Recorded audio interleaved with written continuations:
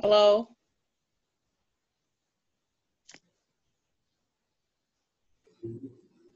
Hello?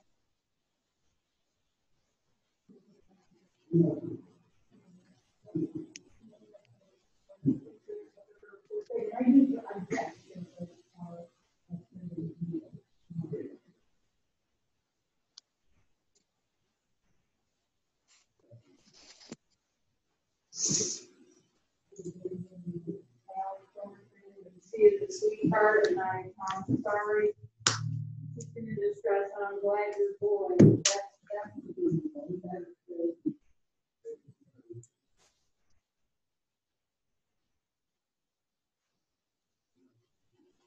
Well, that's because he'll probably now for another, you probably got another good 3 or 4 years out of this. Yeah.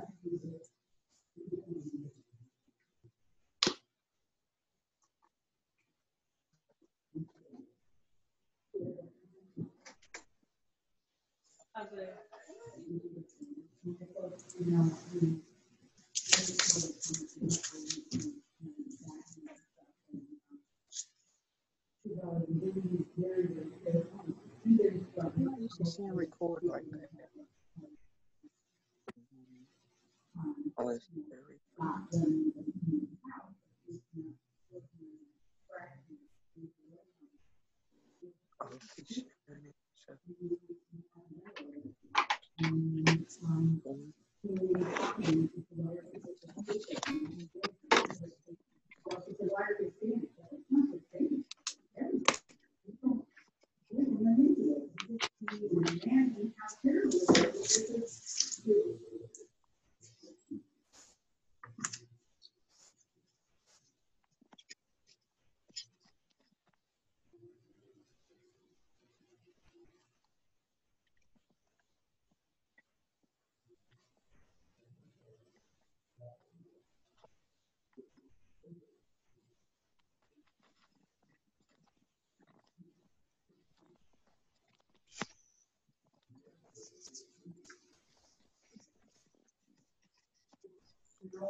So, you know, make young today. I mean, yeah, but now we'll probably be more trying to say you alone on him than today. I can't even imagine. I've never been See, Senorita. Okay. No, I said, hey, Senorita.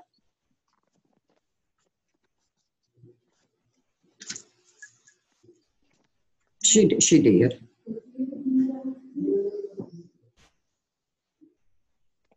Yeah, Laura's already signed in and Garrett's already signed in. She is on, her name is there, but I don't see her face, so she may not have.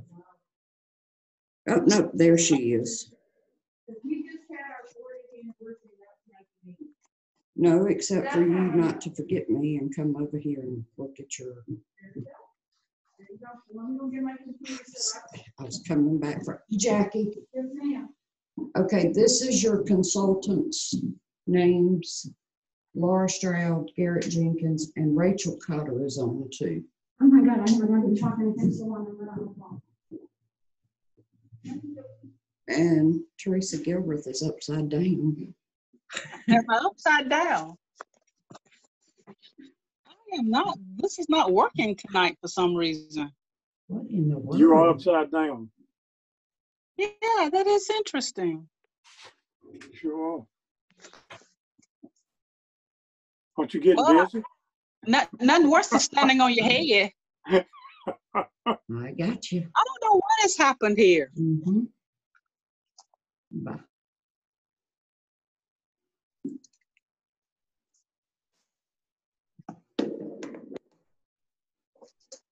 I've been now upside down.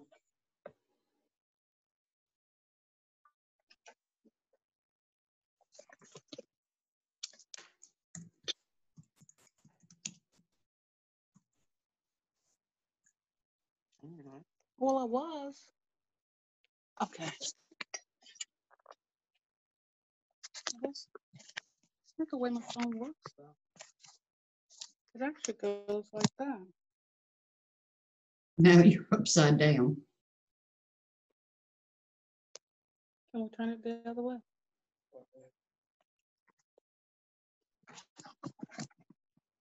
Okay.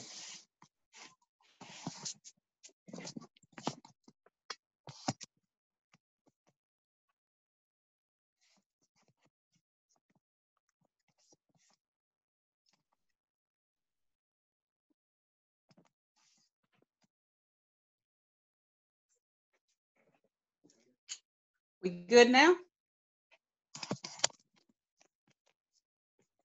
No, we keep falling.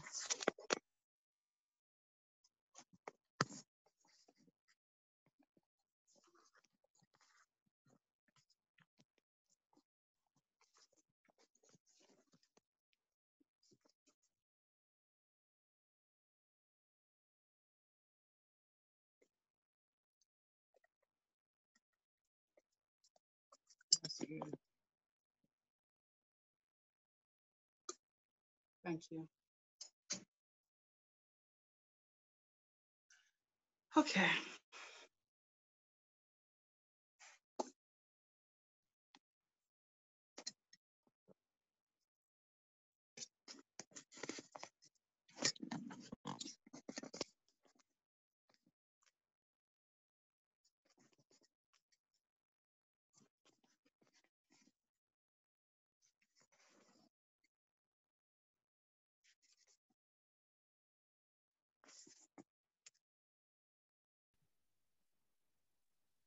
Hello, all. Hello. How are you all? Just fine. Good. Hey, Ron. Jackie, you look very different. I look different. Yeah, That's you because do. I have a background and my hair's been cut, I think. Oh, well. Very good. And I figured out how to do the background without becoming headless. Oh, well, I need to learn how to do that. Well, did you receive the background when Alyssa emailed it out? Many moons ago, yes. Okay. So I tried. And you tried it? I did. I couldn't get it to show up. Oh, well, maybe we need to have it like a on the phone tutorial thing. I figured out that I had to unclick the green screen and then it would work for me. Otherwise, if I clicked on I have a green screen, then I completely disappeared. Okay. Well, I need to give it a try again then. Here you go. Hey, Ron. You got to unmute. Hey, Tom. Hey, Bear. Hey, everybody. Good to see you. So welcome. We've got Laura, Garrett, and Rachel from McAdams. Is that right? Welcome. Thank you for being here. Thank you. Thanks for having us. No, we're excited.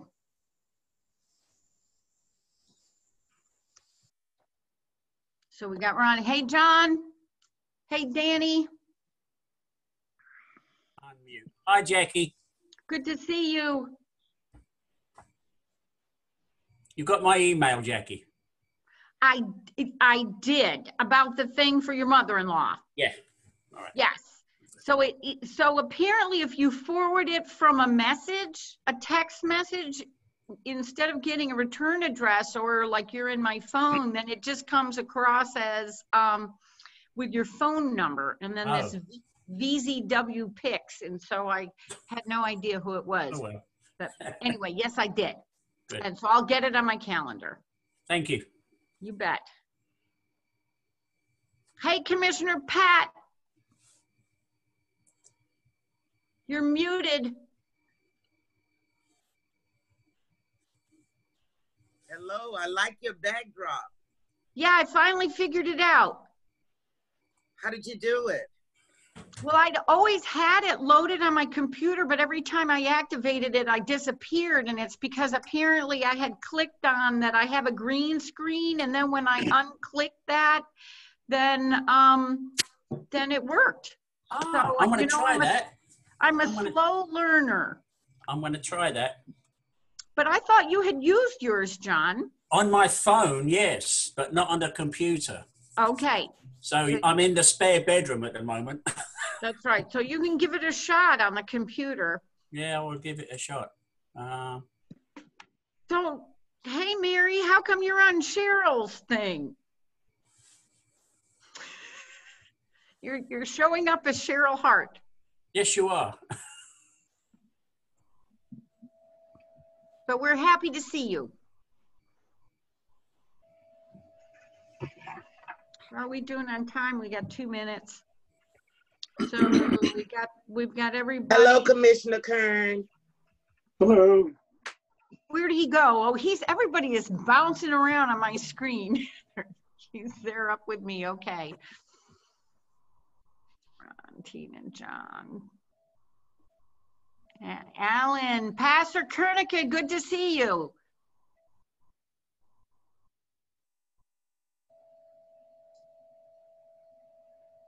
Okay. Yeah, something is weird because now Pat has Alan's name beside her. Oh. I'm Alan now. Yeah, you're Alan. No, you're were. Pat now. All right. I got Pat iPad.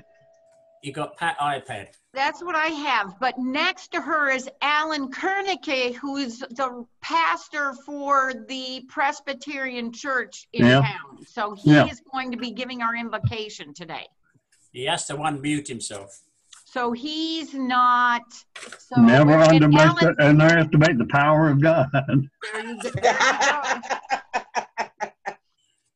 So, and Alan Thornton is in his office. So you should recognize him by his background. Okay. Got a minute to go, and the only one we're missing. Oh, there's Kwan. Hey, Kwan, good to see you.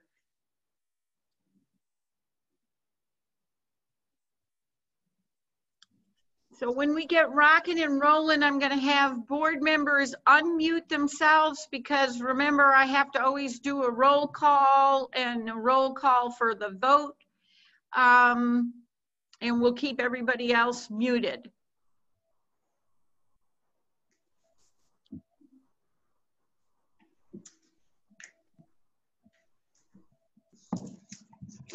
And there comes CJ Harris. Great. Nice to see you tonight, CJ. And with that, I've got 7 p.m. on my phone. So I'm going to call this meeting to order. And good evening, everyone. We are assembled here tonight for the City of Oxford Board of Commissioners regular monthly meeting. Today is Tuesday, August 11th, 2020, and it is 7 p.m. We are assembled via Zoom, and I'm going to ask anybody who is unmuted to mute or turn off a cell phone if you're on a computer. Obviously, that doesn't apply if you're zooming in via your cell phone. And I'm going to read our core values and then do the roll call and then invite Reverend Kernicka to give the invocation. So core values we can remember them by the mnemonic Ethicor, and it stands for equal treatment for everyone with dignity, courtesy, and respect, teamwork within our organization and our community, honesty in all of our dealings with citizens, fellow workers, and other organizations, integrity in every action and service, cost-effective and quality services for our community, open and transparent communication with all parties, responsibility for our decisions and our actions, and excellence in every deed. With that, I will do the roll call, and I will start with Mayor Pro Tem Calvin Harris. Are you here? Present. Okay, and then I'll proceed going from my right. Commissioner Curran. Here.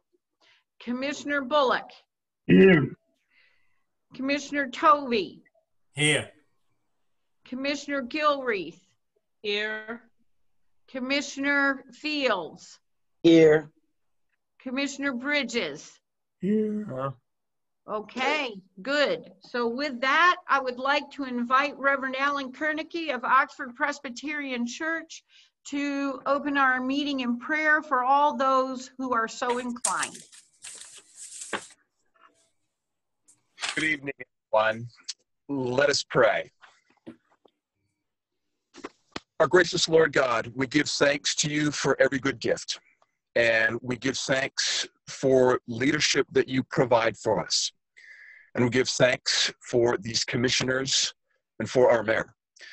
And we pray that your richest blessing would be upon them as they deliberate tonight, as they make decisions. And we pray that you would give them every gift that they need, seen and unseen, for the sake of leading us with wisdom, with humility, and with the necessary boldness. I pray that you would strengthen all of them, together and individually, as they lead us during this difficult era. May they call forth the very best from us as citizens, so that we might know that we are not alone during this time, but that we have friends, that we have neighbors, and that we have those who are governing us with our best interests at heart and helping us through this difficult time. Again, may they know your good pleasure, and may they know the fullness of your love. And we pray these things in your name. Amen. Amen. Amen. Thank you very much, everyone. I've got to jump off. I owe my wife an anniversary dinner right now. So God's richest blessings upon all of you. Thank you so much for taking the time out of this very special day for you and your wife to come be at our meeting. We appreciate that, and we wish blessings right back upon you both. Thank you so much. Thank you very much, Madam Mayor. Okay, take care. Bye-bye. At this time, we will have the Pledge of Allegiance led by our Mayor Pro Tem, Calvin Harris. If we would stand, please.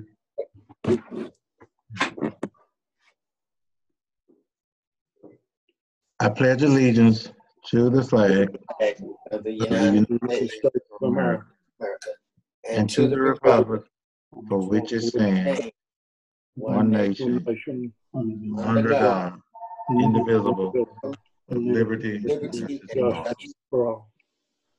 Thank you. Thank you very much, Mayor Pro Tem. So, Cindy, normally do we have the capacity to broadcast the flag on the screen? We do. I forgot. Okay. Okie dokie. Thank you very much. I'm sorry, usually Alyssa is here doing this.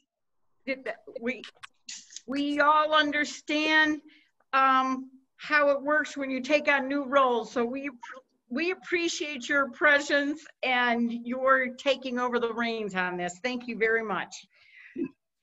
In order to provide for the highest standards of behavior and transparency, our board has approved a code of ethics to establish guidelines for ethical standards for ourselves and to provide guidance in determining appropriate conduct. Among those, that we should avoid impropriety in the exercise of our duties and should conduct the affairs of the board in an open and public manner. I now inquire whether any board member knows of any conflict of interest or appearance of such with respect to any matters before the board tonight. If anyone does know of a conflict of interest or appearance of such, please state so at this time. No conflicts, okay.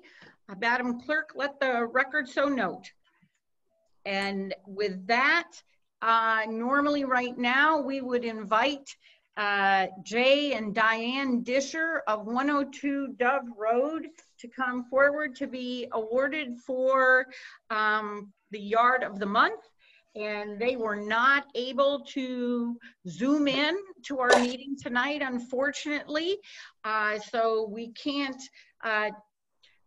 even congratulate them remotely, but I'll make sure that I go by to drop off their things. I would say they, yet again, another pristine yard, absolutely perfect grass, beautiful knockout roses at the mailbox by the street, and gorgeous color and plantings, very orderly by the house with hanging baskets on the porch. So they've really done a lovely job. If you're out and about, take 5 minutes, drive by Dove Road. They're the second house on the right, I think, after you turn in, and it's a lovely house. So for anybody that might be zoomed into our meeting, we will give them a copy of the Looking Back 200 Years of History that Louis Bowling wrote. In honor of our 200th anniversary. They will get a license plate, Oxford, North Carolina, green and clean, a certificate saying that recognizing their valuable contribution towards the beauty of our community and awarding them the Yard of the Month. They'll have a sign in their front yard and they will have their name put in the hat for a drawing for downtown bucks to be used at many of our businesses. So lots of good things for them, and we thank them in absentia and give them a round of applause for their part in making Oxford better. And did we approve the agenda? Excuse me? Item C, did I miss that? Oh my gosh, I did. Thank you very much for pointing that out. I don't know how I just jumped that. So yes, thank you, Commissioner Curran, for pointing out my lapse.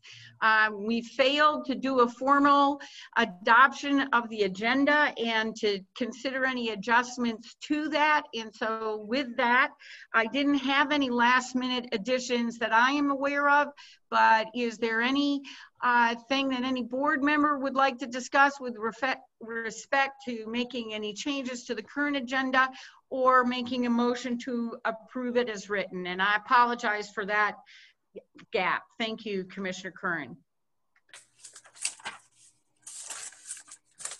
Okay. Motion to approve the agenda as we have it. Okay, thank you. There's a motion by Commissioner Curran. Any discussion? Okay, with that, I will take a roll call vote. Mayor Pro Tem, there you are. What say you? Okay. Commissioner Curran. Commissioner Bullock. Yes. Commissioner Tovey. Yes. Commissioner Gilreath. Yes. Commissioner Fields. Commissioner Fields, unmute, please. Yes. Commissioner Bridges. Aye. Okay, the ayes have it, and our agenda stands approved. And again, thank you, Commissioner Curran, for picking up on that lapse on my part.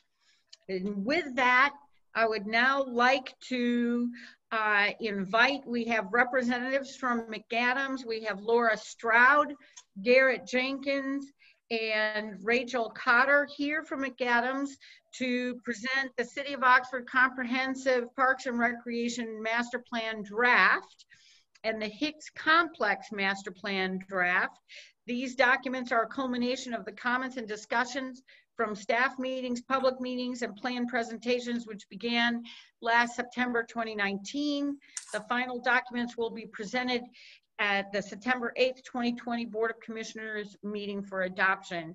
And I would like to ask Tina Cheek, our Parks and Rec Director, is there anything that you would like to say before the presentation gets started? If you... Yeah, no, just I'm looking forward to you guys seeing this phase of the plan, and I appreciate all your comments and emails and things along the way during this process. And I hope you see in this plan what I see and the opportunities for us in the future. So I'll turn it over to probably Laura. Yes. Thank you very much. And commissioners, one more thing, commissioners, we were sent the plan draft in PDF format, and if any of you decide that you do want to be able to see that in hard copy, Cindy will be happy to make you a copy. And so with that, Laura, take it away. Excellent. I'm going to share, well, I would like to request to be able to share my screen. Is that a possible thing from the admin? Hang on, Cindy, you are muted. You should be able to share now. All right. Yep, that did it. All right, give me 1 second to get this up so I can present and also see as many of your faces as possible. All right. There we go. We're so glad to be presenting this draft of the final comprehensive plan. When we were preparing for this meeting, we realized that y'all were some of the last council faces that we saw in person back in February when we presented inventory and analysis part of the plan to you all. So we have the next update, that presentation, and this presentation will offer a brief recap of some of the topics that we covered during that meeting, but the bulk of this presentation is going to be the recommendations of the comprehensive plan and the final Hicks Complex master plan as well, which Garrett Jenkins will be helping to present. We're also going to cover some what we've completed today and next steps of the project, and go in depth into the recommendations. The comprehensive planning as a process, as a brief recap, the bulk of the process is focused in this inventory and analysis phase, where we do a lot of information gathering. We have conversations with staff, with community members. We synthesize all of the information and process it, and that's also the bulk of the document that y'all have been provided, is that inventory and analysis piece. We use the inventory and analysis piece to move into the recommendations phase, which is where we present where we see the City of Oxford moving in terms of Parks and Recreation for the next 10 years. That culminates in the Action and Implementation Plan, which is a detailed 10-year work plan for that serves as a guide for achieving the recommendations that are outlined in the plan.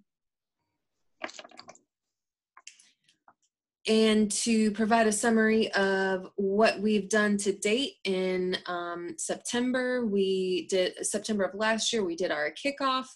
We did a few community engagement outreach opportunities, including the statistically valid survey, which the results of that are in the plan. February, as I mentioned, we presented to y'all. You received a presentation of the Hicks Recreation Complex in June, and this is our presentation tonight, presenting the final recommendations to council. And as has also been mentioned, in September, this will be in front of you again as an agenda item for adoption. So we will present what we have tonight, hear any feedback, hear any questions, and be able to incorporate any those changes into what comes before you for final adoption in September. Before we dive into the content, I did want to offer a couple of points of clarification for the document that you do have in your books for this evening. First of all, the plan states that there's that small parcel on the southwest corner of Hicks Complex, that the plan states that it's been that parcel has not been acquired, and that there is a sentence in the introduction that says that it was acquired, but that was not represented in the Hicks Complex master plan. So that was that part of the plan is all set, good to go, was not created with that assumption. And point of clarification is the plan stated that this was Oxford's first comprehensive plan, which I know some of y'all were involved in the plan created previously. There was a 15-year plan created in 2006.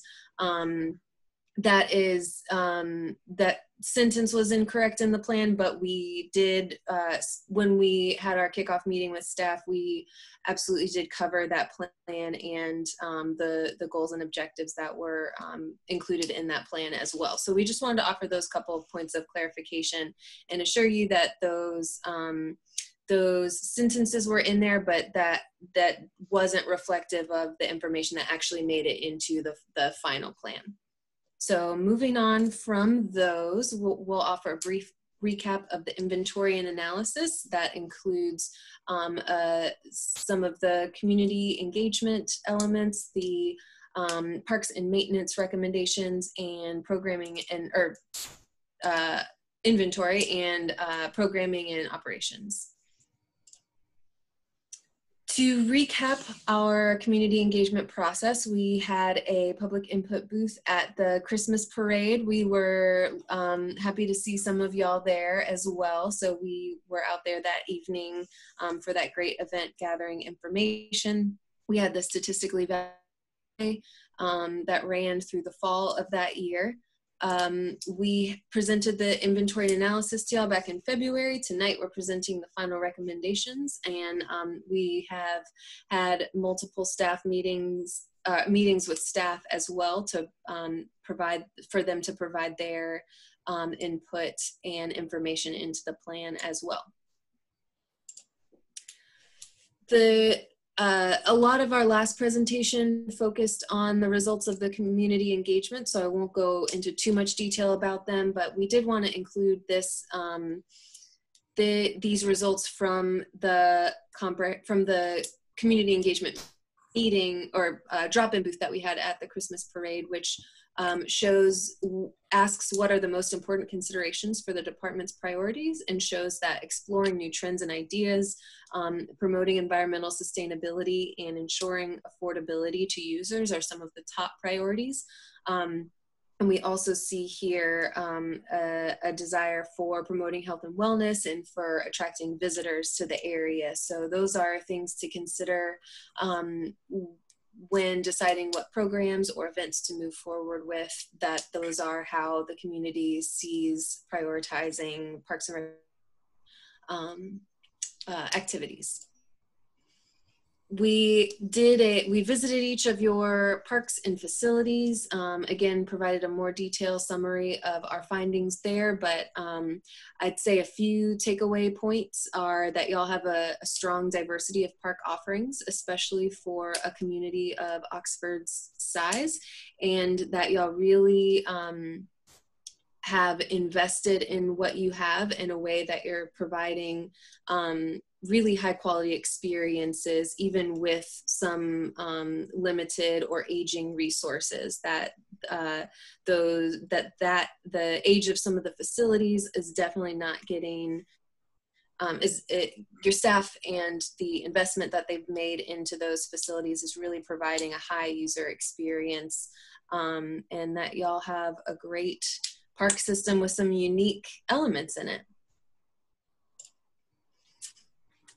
We did a study of staff time within maintenance activities and found that 21% of staff time is going to work preparation, with 75% of time allocated to maintenance, 3% to program participation, and 2% to administrative. Those are a little bit on the low side for administrative and program preparation. So that that really means running a lean staff administratively, which that can be good as long as all the details are being accounted for. And the work preparation time is a little high, and there are some recommendations that we'll get into about how to address that 21% number. To recap the program analysis, the age segment analysis indicated that there are some gaps among serving different ages within the community. For example, preschools, teens are a little bit underserved in terms of programming, and that potentially seniors as well are being a little under-programmed.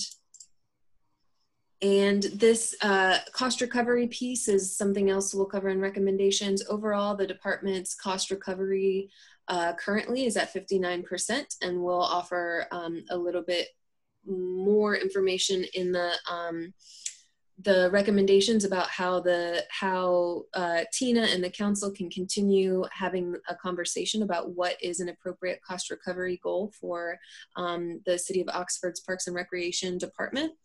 We know that's an important discussion, and we provide this framework of this program classification framework for helping to inform that decision about cost recovery. The bottom piece here is the foundational piece of public programming, which are programs that are intended to provide a primarily public benefit.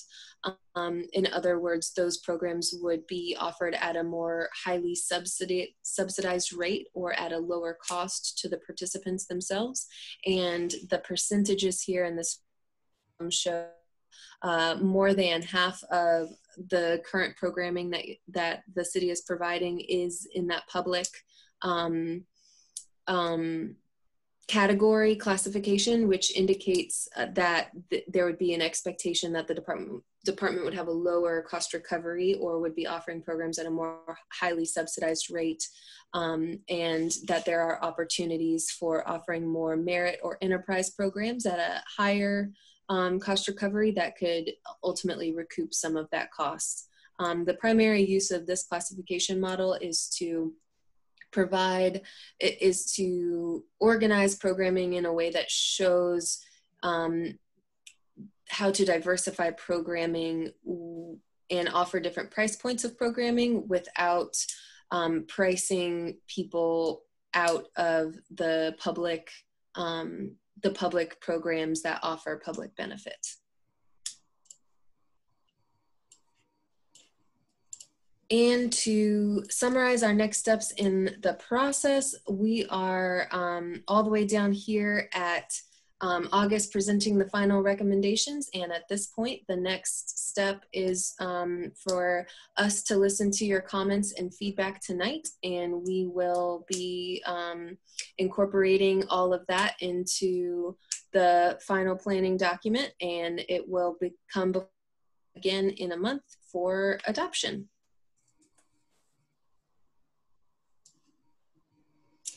Now, the piece you've all been waiting for, the comprehensive plan recommendations. The recommendations are divided into two sections, parks and maintenance and programming and operations, and we'll run through parks and maintenance first. There is a little bit more detail to each of these goals and objectives in the comprehensive plan, so happy to take questions as we go through to offer any clarifications or provide any of that additional context that's in the plan, but not necessarily in the PowerPoint presentation. So our first goal that we have under Parkland is to provide needed park improvements. We offer under 1.1, we have upgrade existing parks to reflect best practices in park design and have a list of considerations for park design and that offer guidelines for how the city can prioritize their park improvements moving forward. 1.2, we have complete priority deferred maintenance needs. This includes creating a prioritized list of existing deferred maintenance needs. In addition to prioritizing existing needs, the next step of managing and minimizing the deferred maintenance load is to begin anticipating maintenance. So we have objectives that recommend not just prioritize existing deferred maintenance, but taking that next step to be able to anticipate maintenance needs so that maintenance needs don't become deferred maintenance. They're able to be proactively included into the capital improvement plan and addressed on an as-needed basis or on a regular schedule instead of becoming deferred maintenance needs. The next park recommendation we have is for parkland acquisition and improvement. We have provided here a map with park search areas in it. This map is created based on areas of future population growth. So in the northeast segment of the map in the Oxford Park area, we have a park search area up there, as that's an area of population growth. We have in the parcel to the circle to the south of that, we have a park search area. There is a parcel that's currently for sale in that area that could be suited for parkland. So we've identified that on this map to offer the potential for acquisition for that parcel. If there is, if the city decides to move forward with that, we will explain in some additional recommendations how to make that decision. The circle in the center of the map, the downtown area, that's intended to focus on the Armory property. The Hicks Recreation Complex and the Armory property both. We know that there's been some discussion, some ongoing discussion about the future of the Armory property, and we wanted to make sure that the plan accounted for being able to bring that property into a Parks and Recreation use if that's ultimately decided as for that downtown Armory property. And we know that the western part of town is another area of population growth, but there are some excellent existing parks out there at Lake Devon and Rucker Parks. I've included that not as a parkland acquisition area, but as a parkland improvement area to provide some additional investment and amenities at the existing parkland over there to increase the ability of those parks to meet the needs of a growing community.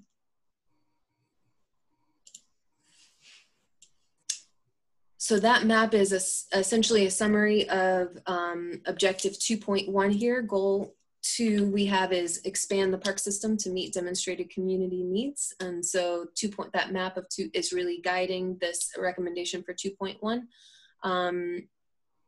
We have here additional guidelines about how to move forward with making decisions about designating parcels for parkland or moving forward with parkland acquisition, to have a criteria selection method to ensure that the site is suited for the desired parkland prior to acquisition, and creating acquisition plans for additional parcel or for new parcels, to make sure that they are wise investments for the city, and that the department will be able to create to have that parcel ultimately the desired type of park.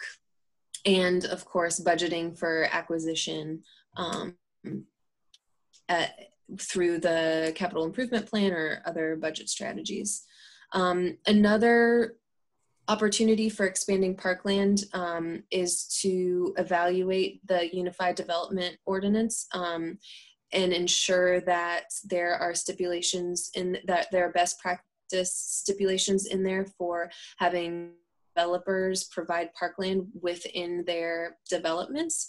That's a way that many growing communities are able to increase their parkland offerings without additional, and sometimes without additional investment on the city's part, to ensure that parkland is provided. The consideration is that sometimes that parkland is only accessible to the people within that development, but the idea population is growing and those recreation needs will be met within that development itself. Objective 2.3, we have create a plan for providing long-term solutions to water-based play and indoor aquatics. We know that there have been conversations in the city about providing indoor aquatics for the community. Aquatics was one of the top results for community engagement. However, it's a big investment on an initial development scale and also on an ongoing scale to provide aquatics. And so we absolutely believe that there's additional questions to be answered that are a little outside of what we're able to do within this comprehensive planning process. So we've provided recommendations for how to move forward and provided information and support for the city to be able to make that decision about providing aquatics. So some of the recommendations we have include conducting a market analysis that will help the city understand the profitability or ability to break even by providing an aquatic center, and conducting a feasibility study for the Armory property if that is suited for aquatics needs, or if there would need to be a different location or structure for such a facility. We also included water-based play in this, which would be more in line with splash pad or something that doesn't include pools or water-based play is offering a similar type of experience, but not in a formal aquatics or pool scenario. So I don't want to steal too much of Garrett's thunder, but you will see some recommendations in the Hicks Recreation Complex plan as well. And so 4.2 here, we have used the results of community engagement and statistically valid survey when identifying amenities for upgrades to existing parks and development of future park properties. So as the department moves forward with those recommendations for Lake Devon and Rucker Park, or acquires new land and develops those for parkland, there's lots of great information in this plan about the needs and wants of the community that should be used to guide what park amenities end up in those locations.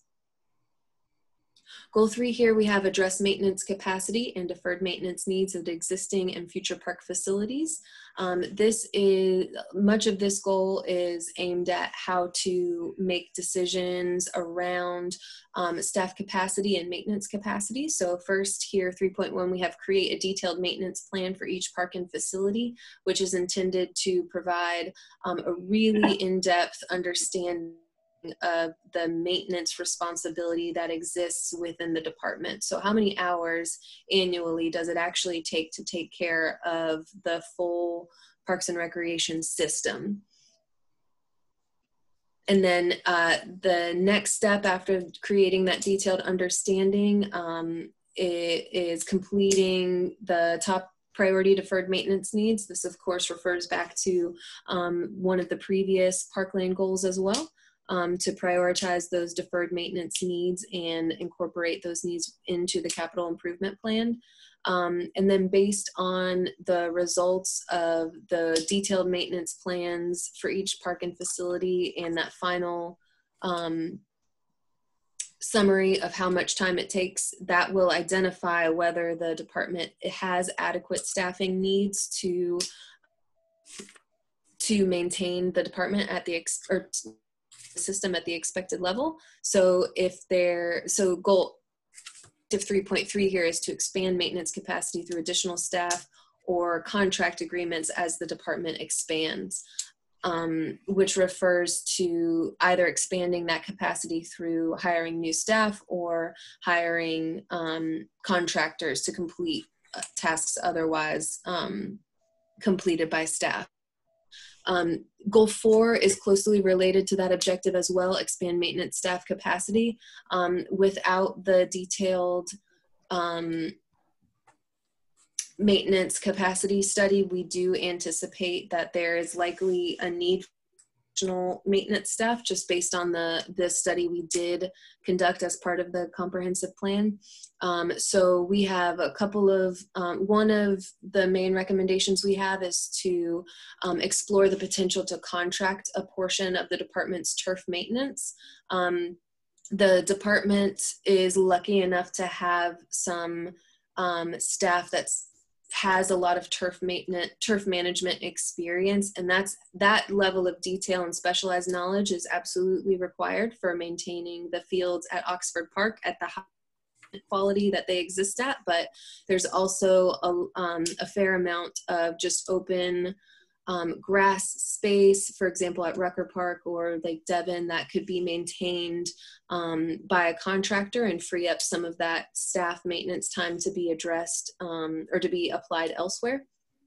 And that way the staff capacity for maintenance could be expanded without hiring additional staff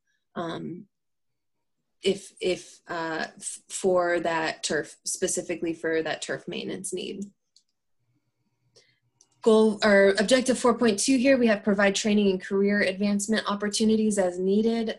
This recommendation came out of that 2% administrative task that on the one hand that shows that the department is operating at a really high level and in a very lean way, as a lot of staff time is going to conducting the tasks that need to be conducted.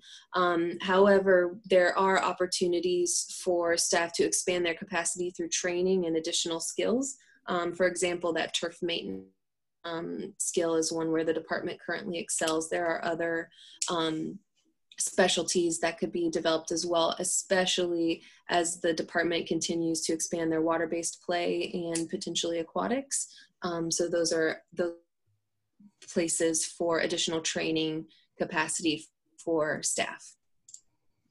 Moving into our program and operation goals, our first goal is to develop a marketing strategy in alignment with the town-wide marketing and branding.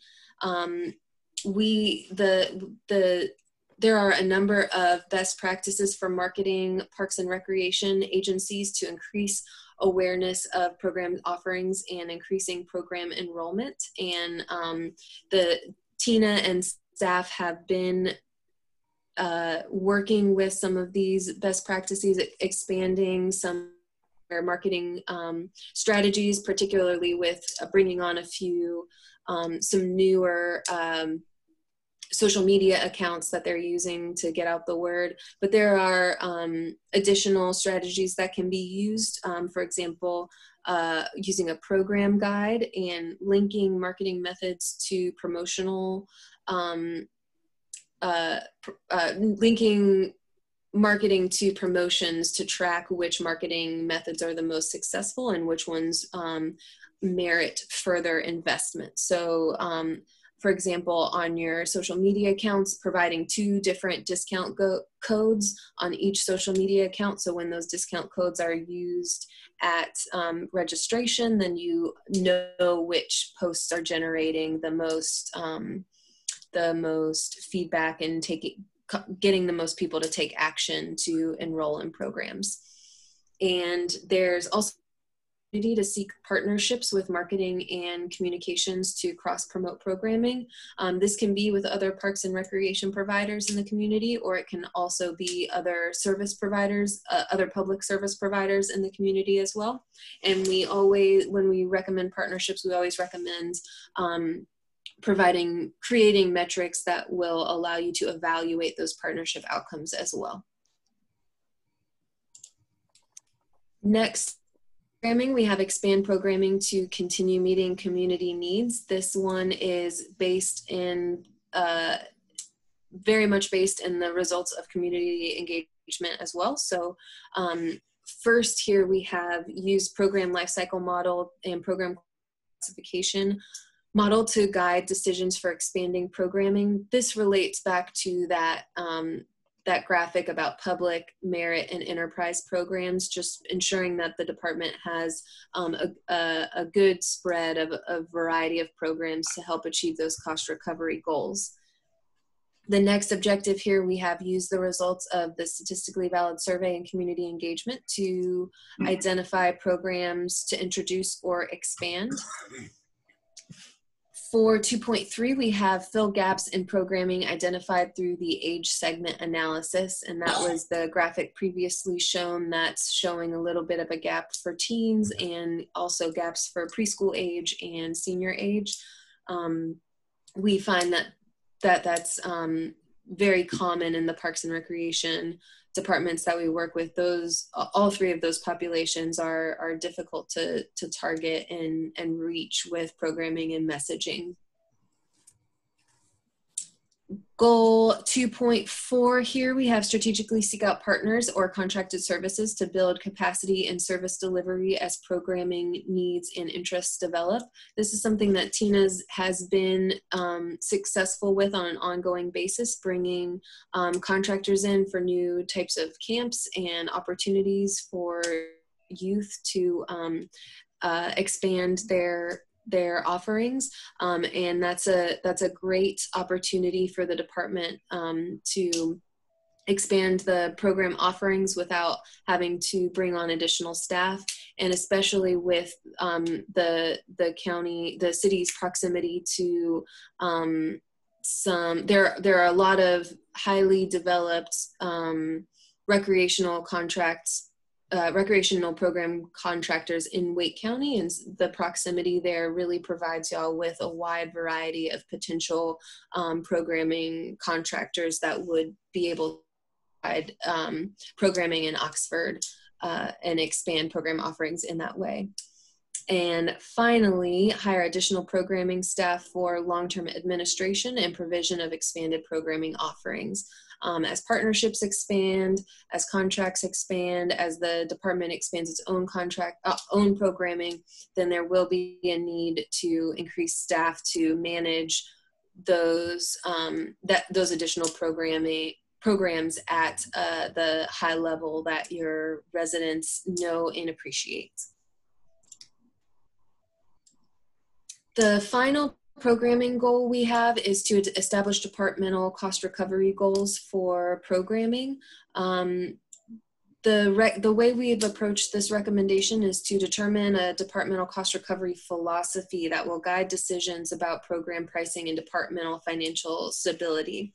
The current departmental cost recovery is 59%, and there is no best practice or blanket recommendation for what a department's cost recovery should be, because it is such an individualized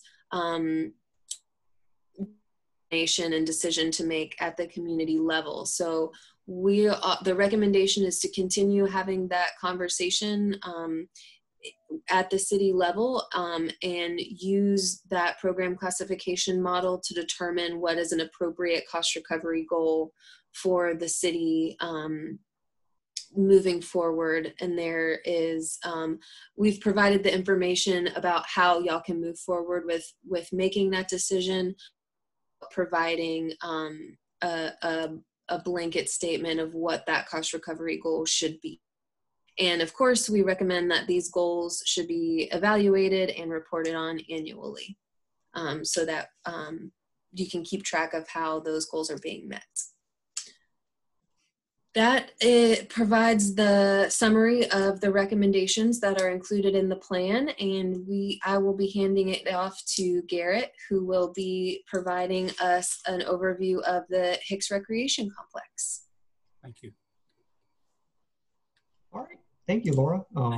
As Laura mentioned, my name is Garrett Jenkins. I too am with McAdams.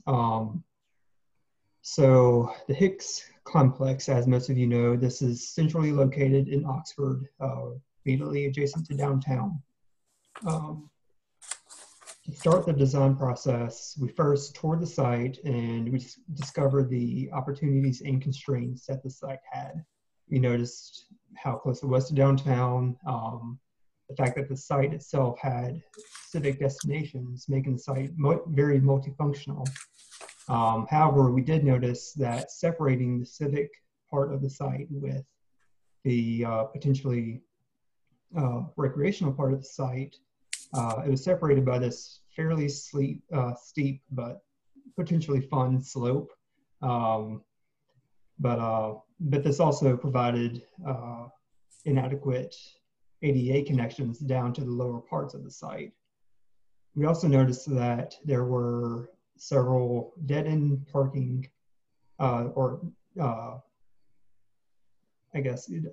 dead-end parking and really just not enough parking to serve the recreational amenities on the site. We also discovered that the athletic fields on the site are not used, I guess, to their fullest, but that's most likely due to the location of the Oxford Park Athletic Complex, only about half a mile away. So we also toured the Hicks Gym while we were there and noted that the gym would either need to undergo a renovation or a replacement to serve the growing population. Something to keep in mind with making that decision is that renovations could potentially be costly, but as the plan develops, that would be up to a formal architectural assessment who would provide the actual feasibility into the best decision. Next slide. Thank you. So the next part of the design process is we wanted to listen to the community, really understand what their needs and wants were.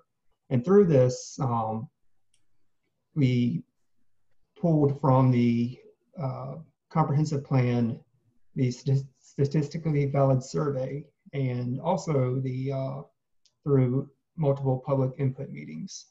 Some of these prominent common elements that we noticed was the high need and desire for the adult fitness and wellness programs, as well as outdoor music, concerts, and movies.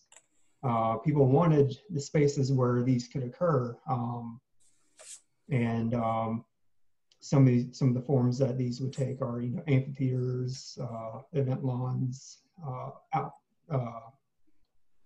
classroom space, or just really flexible space where events and festivals can happen.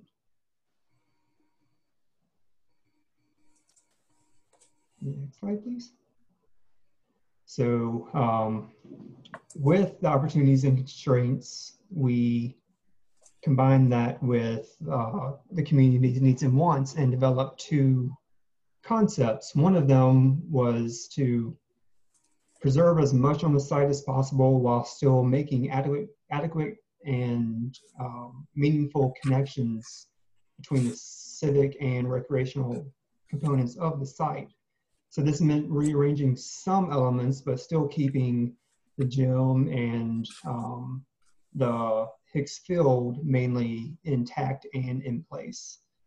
The second concept was basically a very ambitious plan that involved rearranging much of the site and placing amenities in relation to one another that made sense, where multiple members of the family can enjoy one part of the park while still being in sight of another. So these two concepts were presented to the Recreation Committee, Parks and Recreation Advisory Board, as well as TINA with Parks and Rec Department. Some common comments we received included a concern over the continuation of programming throughout the construction process. Most likely, any plan would be a phased plan, and that would allow programs to continue while another part of the site would be under construction, and it would just basically go through a cycle, and you'd still have use of the site. There was a expressed need for additional trees for shade. There are some magnificent oaks already on the site, and that should definitely be replicated throughout the site. Something else that we heard was the need for a larger indoor recreational space, and pending any architectural investigation as to how we tackle that is not 100% clear, but we know that our options are either to renovate the existing Hicks Gym or create a whole new indoor facility. Some of the comments we received on the two concepts is that there was too much parking, too much hardscape, too many, some of these amenities were kind of clustered together and too tight. There was not enough green space, so we asked ourselves, how can we create more green space while still meeting the needs of the community? And how can we include more amenities while still meeting this want for open green space? Lastly, a common concern was people who know of the Granville Athletic Park, their amphitheater, notice that it's not used to its fullest potential, and the reasoning that we believe that is so is its location is in a not very densely populated area, and it's programmed to not necessarily have the flexibility of uses that the downtown amphitheater could with its proximity to the historic downtown. Next slide, please. So with all that feedback, we created this master plan that we see on our screens. The site has been, we've dedicated an area, a part of the site where we could include a new indoor recreation center that could potentially house, ball courts, indoor track, classrooms, offices, or any other amenity that is feel like the community needs. There are plenty of sun and shade options with the inclusion of, we have multiple event lawns, some shade groves, and plenty of, or not plenty, but an adequate number of shelters for people to escape the sun if the sun just isn't what they want. So next to the proposed indoor facility, we have the amphitheater tucked in the slope at the intersection of Cooper and Spring Street. Having this amphitheater terraced would allow multiple uses. So not only does it have to be programmed for concerts and events, but whenever it's not being programmed, it can be used informally for classes, yoga, just anyone who wants to go out there can take advantage of the terrain and sing their heart out, you know, play the keyboard, whatever they feel like. So basically, its location in this densely populated area would definitely, you know, play into its use. Adjacent to the amphitheater is a revamped playground, which would be upgraded into an inclusive playground for all ability levels and their needs. Paired with this playground is a reimagined skate park as well as a splash pad, which would help to meet the community's need for outdoor aquatics. The slope that goes from downtown to, or not downtown, town hall down to the recreation part of the park is at least a 25% slope. The concrete stairs that are there now, we notice people will use that for their daily exercise routine. So we are going to keep that element, and in order to serve all of Town Hall's workers and visitors, we are going to propose a ADA accessible route from the upper terrace down to the lower portions of the park. And along this ramp would be picnic overlooks that would give you the opportunity to look into the park's green open space. So you're looking into the treetops or looking across the event lawn.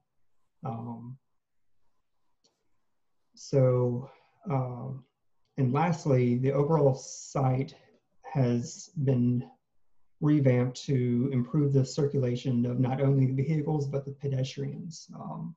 There are no dead ends, and there is an overall direct access from any point of the park. Say you're at Town Hall and want to go to the new rec center, you have that straight shot. Or you pull in to the site from East Spring Street, you can pull out on Williamsburg. And realigning the drive around Town Hall provides visitors to Town Hall a more direct access instead of turning in and not being exactly sure where to turn. But also we were able to gain some more parking. And all these elements created this master plan.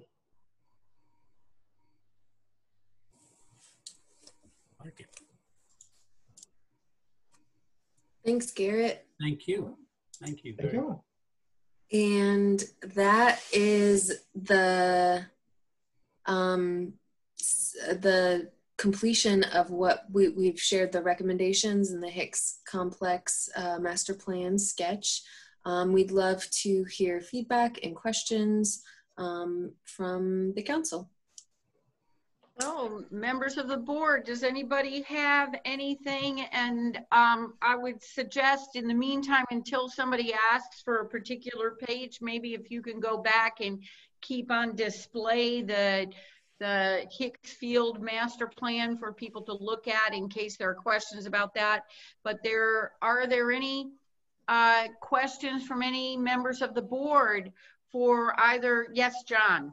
I've got a question or an inquiry really, and I know that it's going to be very hard to answer, but when we were noting the 59% cost recovery, I was going to ask Tina, has she got any idea of what she could expect in the future, given if we had all these facilities? Would that 59% increase? Well, I know that's a hard question, yeah, Tina. It is a tough question. I think it just depends on, I mean, if everything here was built out, obviously there would be more staff, but you're also looking at probably a higher population, larger tax base, more programming. I mean, it's a hope that we can get larger than 59%. Though. Yeah, 59% is a pretty good cost recovery throughout the state as far as recreation departments go.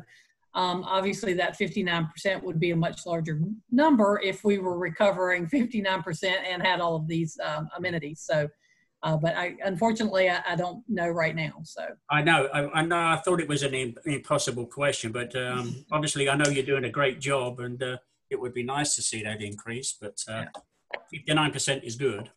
If you build this, we will certainly try. We will.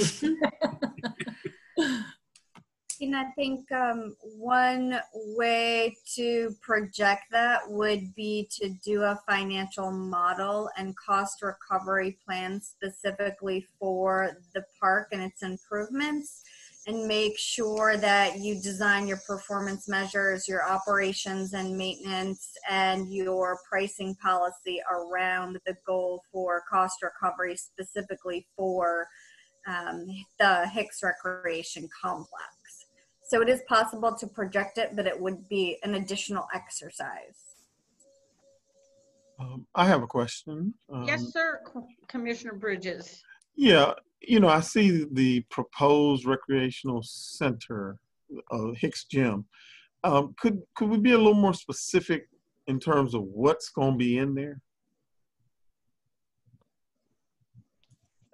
So right now, the footprint that we're using is similar to what is at ACOC, like we had mentioned before. But what we're looking at, obviously, the offices would be in there, walking track, additional gym space, meeting rooms, exercise room, that type of thing. So it would give us an opportunity to do a few more classrooms. Now, obviously, I mean, it is literally a footprint on this plan. It's not, nothing has been designed, but just talking about square footage and that sort of thing, just so we could, what we sort of wanted, and those are some of the things that we had talked about. So did that include a pool or no, not? This does not include a pool. That becomes a much larger footprint, as we saw in some of the earlier. Well, you know, I'm not sure a splash pad would satisfy some of the folks in the community relative to a public swimming pool. Yeah, and there, I mean, there's certainly that it's not really in place of that. It's an additional opportunity for the water play. The splash pad would be. And we're not saying that a pool wouldn't be warranted at some point. It just may not fit in this location if we have the opportunity to do what's on this plan here. But there, you know, we could certainly look at other locations. There's always improvements to Rucker that could be done as well, Rucker Pool. So we're not taking that completely off the table just for this particular complex plan. One of the things to comment to Commissioner Bridges' point, I mean, one of the things that I recall from earlier on, and of course this has been an extensive presentation and we really appreciate that, but I think there's going to need to be some digesting because we covered a lot of ground. But I recall earlier the discussion about different zones in the city that could be explored, and of course the Armory was put up as one possible one that could be used for recreation purposes, and also the discussion of exploring feasibility about how we might do an indoor pool. So I know the first thing that I thought of, Commissioner Bridges, was, oh, wow, this could, you know, doing that kind of feasibility discussion.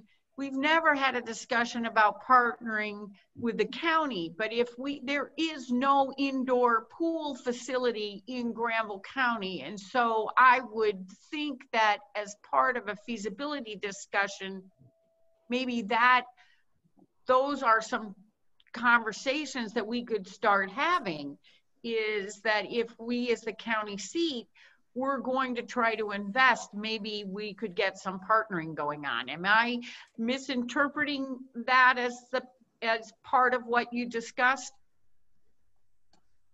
I would like to make a comment at the appropriate time after Commissioner Bridges finishes, please. Absolutely.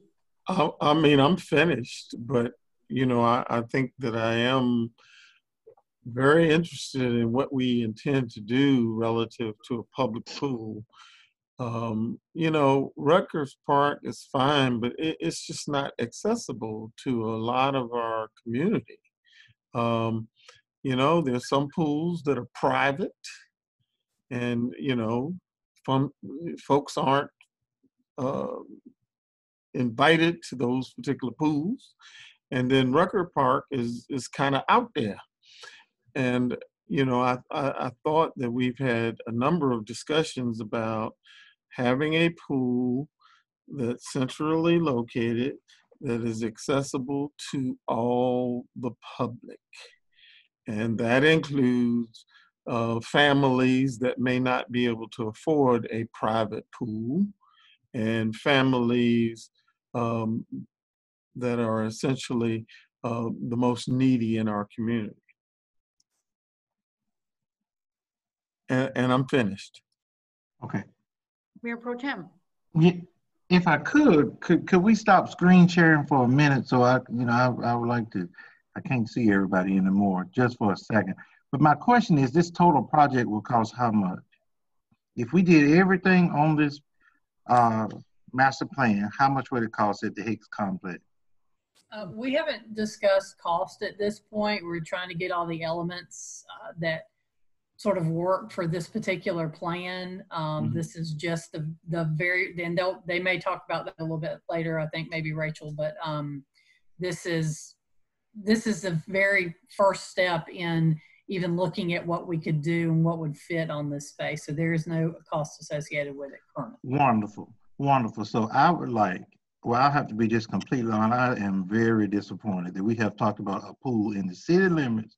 I have been on the board going on 12 years, and we have talked about a pool in the city limits for at least 12 years, and I am completely disappointed that it is nowhere near on this paperwork that we are seeing here today. So if this is the beginning stage, we definitely can take something out and put a pool there that is accessible, as Commissioner Bridges stated. It's not fair that, I'm not gonna say it's not fair, but it is not accessible for people to get all the way to Rutgers Park. It is not accessible for people to join the private pools. Everyone is not in the same economic position as others.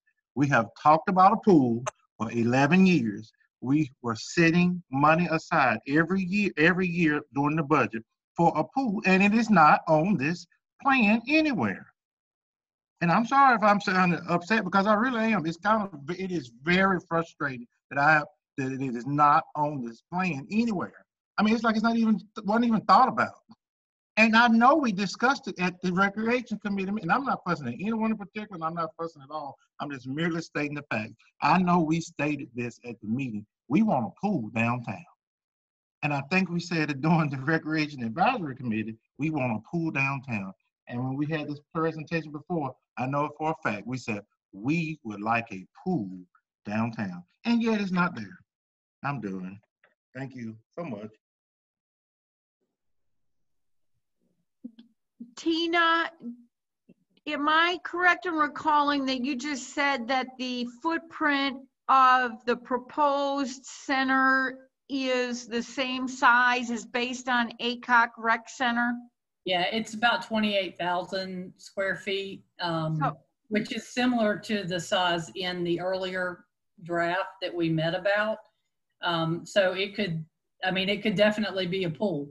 So there's not. Because ACOC Rec Center does have a pool in it, correct? Yeah. Okay. Yep. So even though it's not specified that a pool is in that facility, if this board or a future board worked on a capital improvement plan that accommodated the center to include a pool and worked on the partnerships, that is certainly within the square footage possible. Am I correct? Yes. Okay. And that's fine. And that's fine. And I said that in the beginning, if that's what it's going to, if this is the first stage, that's fine. But I also remember at the beginning of this presentation, it was said, we don't know what that space is going to be used for. So it was, to me, it's like the consideration was not even given for a pool. We've been talking about this an hour and 10 minutes, so I'm gonna be quiet now because I'm sure other folks are ready to move along too. But please put a pool in there somewhere.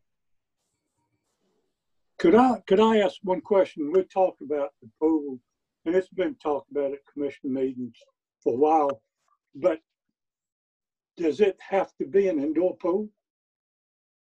Exactly. Exactly what? I mean, I'm asking yes No, or no. I'm agreeing with you. I'm saying exactly. Okay. It doesn't have to be an indoor pool. It's not showing up on that paperwork, so to me, it's non-existent. Okay, all right. I agree 200% with it. Are there any? And may I say something? I know I said something earlier, but can I say something in addition to, let's just say that we considered an indoor swimming pool. I'm not saying we have to have one. I've always talked about just a pool that's open to the public and everybody feel free to go to. But if we considered an indoor swimming pool, remember, we can have a track going around the indoor swimming pool. There could be a lot of available stuff to other citizens in our community who are getting older. I'm getting older. You know, a lot of folks on the screen getting older. And it would be nice to be able to go to an indoor place where I can walk around a pool and watch my grandbabies play in the water with other kids. You know, and just enjoy maybe some rooms over to the side where I can go in and lift some weights or do some other things. So, you know, an indoor swimming pool does not necessarily mean just people that want to swim. And in fact, I think older people like to be in water and do exercise because it's easier to move your legs and your arms and stuff like that. So this facility could not only be good for our young people, but it would be good for you older folk. And we are becoming older. Hopefully, if we can get through this pandemic, we'll get older. But the bottom line is we need something that's for the whole community. Yes. May I? Commissioner Fields, please. I'm just going to piggyback the previous commissioners.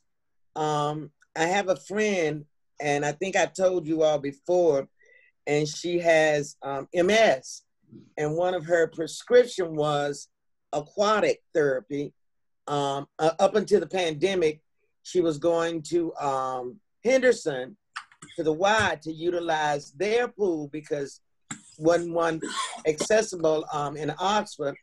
Rucker was accessible, but having MS, she couldn't be in the direct sunlight. So an indoor pool would not only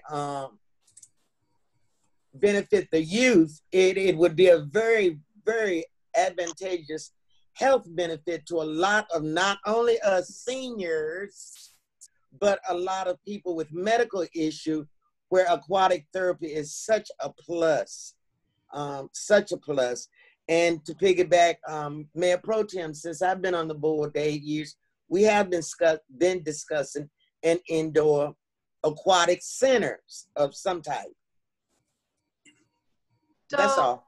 I certainly, there's no question that the cost differential between an outdoor pool, as Commissioner Curran mentioned, and an indoor facility is significant, but there's also no question that the opportunities that one has for a growing community, you know, you could offer a swim team opportunity for the schools. The senior center could have water aerobics during the day when kids are in school. There's a lot more flexibility, but it does point to the discussion, and I can't even remember what goal or what number it is anymore, where there was the points made that doing a feasibility study is an important piece of this discussion. And so maybe, you know, we're not going to resolve it tonight, but maybe going forward, we could have a recreation committee meeting so that we can go through the plan even further with Tina and related staff and discuss what would it take to do a quality feasibility study where we're really, you know, looking at the details of how many millions it would take to get a facility on the ground, and then what would it take income wise to be able to support it with respect to staffing and so on, so that our board understands exactly the reality. And then, I mean, we certainly, if anybody would have said 4 years ago that we would be in the midst of $46 million worth of utility work, I don't think there's anybody on our board that would have believed it would be possible. And so it seems to me that doing the real quality, hard, nitty-gritty work on the feasibility is the next step, so that then this group can decide how we want to go forward and how we look to find the money that it would take to get what we believe we can do. I have one more comment. Yes, not sir. to cut you off. I want you to finish. I was just saying I want to comment after you finish. No, go. I do have a question, but it's not related to this, so please jump in, Mayor Pro Tem. My only thing is, I don't know how many meetings we have to have. I don't know how many cost analysis we have to have. I don't know how many times we have to make it known that we want a pool. We have already done that. We already have a master plan. We have already, we've already discussed it. I understand completely what you're saying, but we've already talked about it. There's no need to have another recreation committee meeting. If this is the beginning stages, put it in there. Simple as that. We have asked and asked and asked. I'm not talking to one particular person, but whoever it is that needs to hear that, put it there. The recreation committee has sent it on already that we want a pool. We set aside money every year for a pool. How much clearer can it be that we need a pool and want a pool accessible to everyone in the city limits? Thank you so much. I promise you I'm not going to say nothing else about it. Yes, Tina, Yeah. Did you have something you wanted to comment? Yeah, we're gonna double check some more square footages and that type of thing to make sure we have that footprint correct. But we can change that on this plan. And I think, if you want to meet, we can certainly meet. But I think like Commissioner Harris said, if that's what you guys want, and it sounds, pretty obvious from this conversation, that we can move forward with that on the plan and then potentially move forward with a feasibility study as far as cost and that sort of thing. For if then we'll have conversations, because we've had this conversation. I think the next we need to start talking about price and looking at that. So we can move forward with that without a meeting or with a meeting. So that's up to you guys. And to add on Tina's point, it was absolutely our intention to have an indoor pool as a possibility within that footprint. Our thinking behind titling that facility as a recreation facility was to leave that so that the community has the flexibility to determine what that is in the future. But based on what we've heard tonight, I'm definitely hearing that we should absolutely call out a pool as a specific within that label, recreation center or aquatics. So we can absolutely make sure that that is listed on there. And I think we would need a little bit more feedback. Maybe we can talk with Tina specifically about whether we would like to leave that depicted as a use of that facility, or if we would like to locate an outdoor pool somewhere at the site, somewhere within the master plan. But we can absolutely make sure that we saw it as providing flexibility, but our intention is we want y'all to be able to fulfill your vision for your community, and it's clear that listing pool or aquatics on there is much more closely aligned with your vision. So we'll absolutely make that that update to that that label or master plan, and we can continue our conversations with Tina to make sure we have that the best way possible. Ms. Great, Stroud thank and you. Mr. Jenkins, thank you very much. Not only do we want it listed, we want it to happen. Absolutely. Thank you. So, Even better. Commissioner Bullock, I saw your hand raised earlier. Just one quick question for confirmation. With the change in traffic patterns and some of these proposed, it looks like it will not affect the Veterans Memorial. That's a question? Yes. Okay. Tina? Yeah, it's if I don't know if you can go back to that plan real quick, but and it's in your packet too, Commissioner.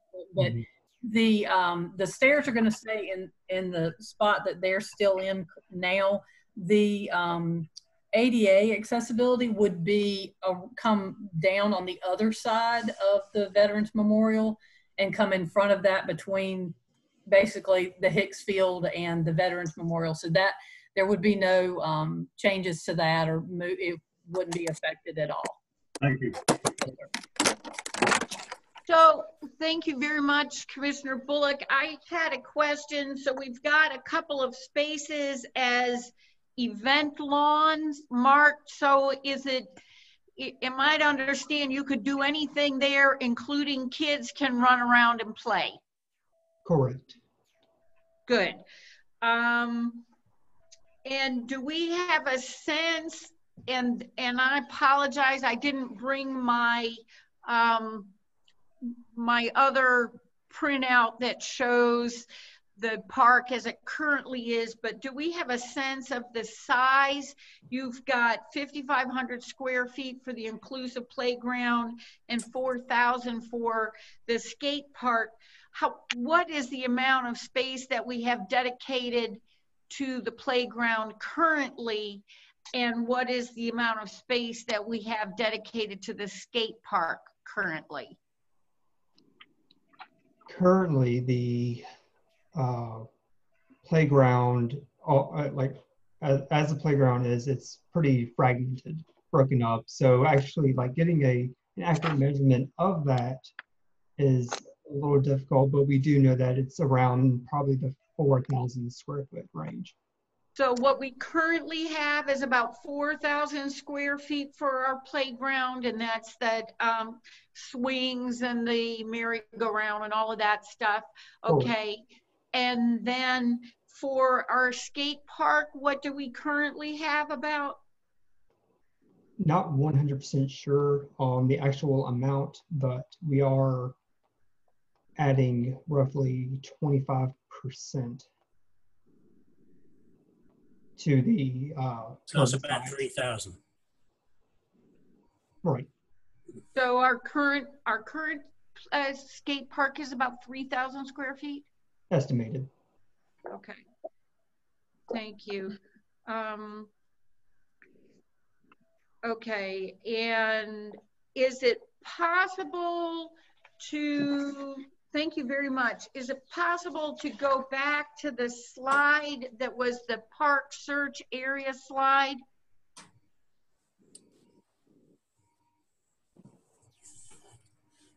Great, thank you.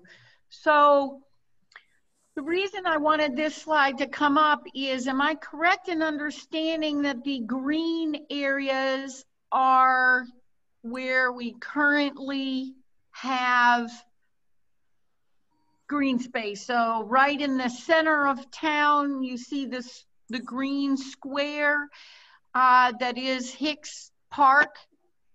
And then we have a little tiny green square to the south of that going towards 85. That's probably Granville Street Park, correct?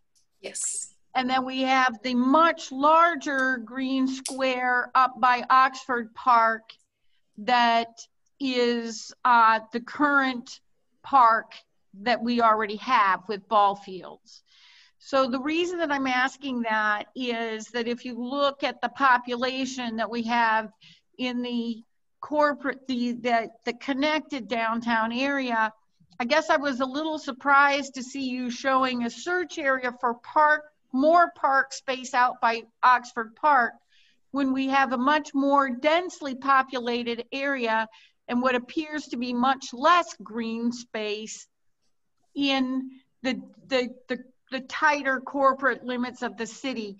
So I was wondering if you could, I mean, I heard your explanation that there's an expectation of population expansion out at Oxford Park, but still we probably have way more population in that inner circle of Oxford.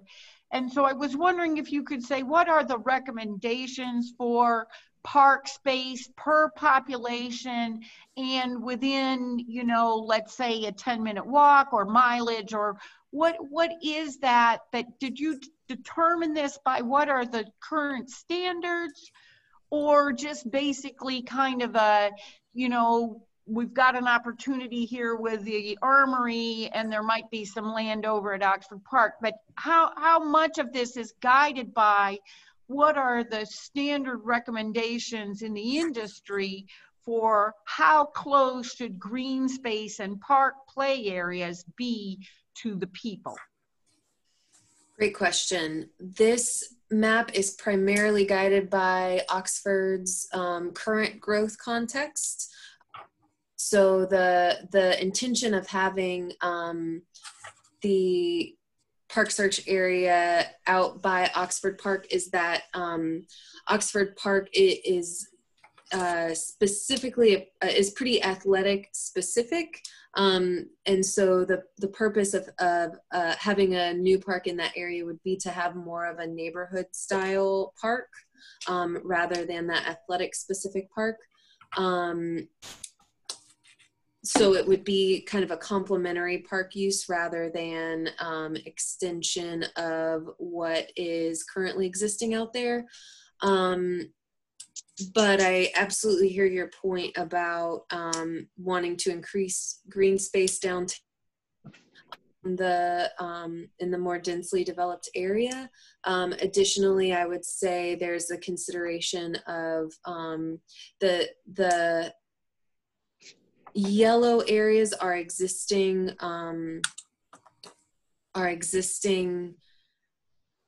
town-owned properties which have additional potential to become parkland. But it's overall, I would say, more challenging to acquire parkland in already developed areas. So I would say that influenced that decision as well. And in terms of specific park standards, this plan, we didn't do a specific walkability analysis. So that is not necessarily influencing the decision about where the park search areas are.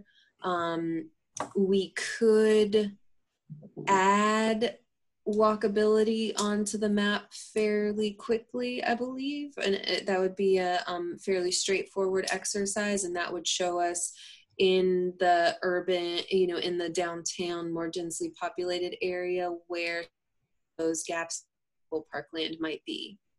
I would be interested if it's not too complicated, because I certainly understand when you're nearing the end of a project, you don't want to have to deal with a whole lot of new stuff. But I think that I would be very interested in knowing what general recommendations are.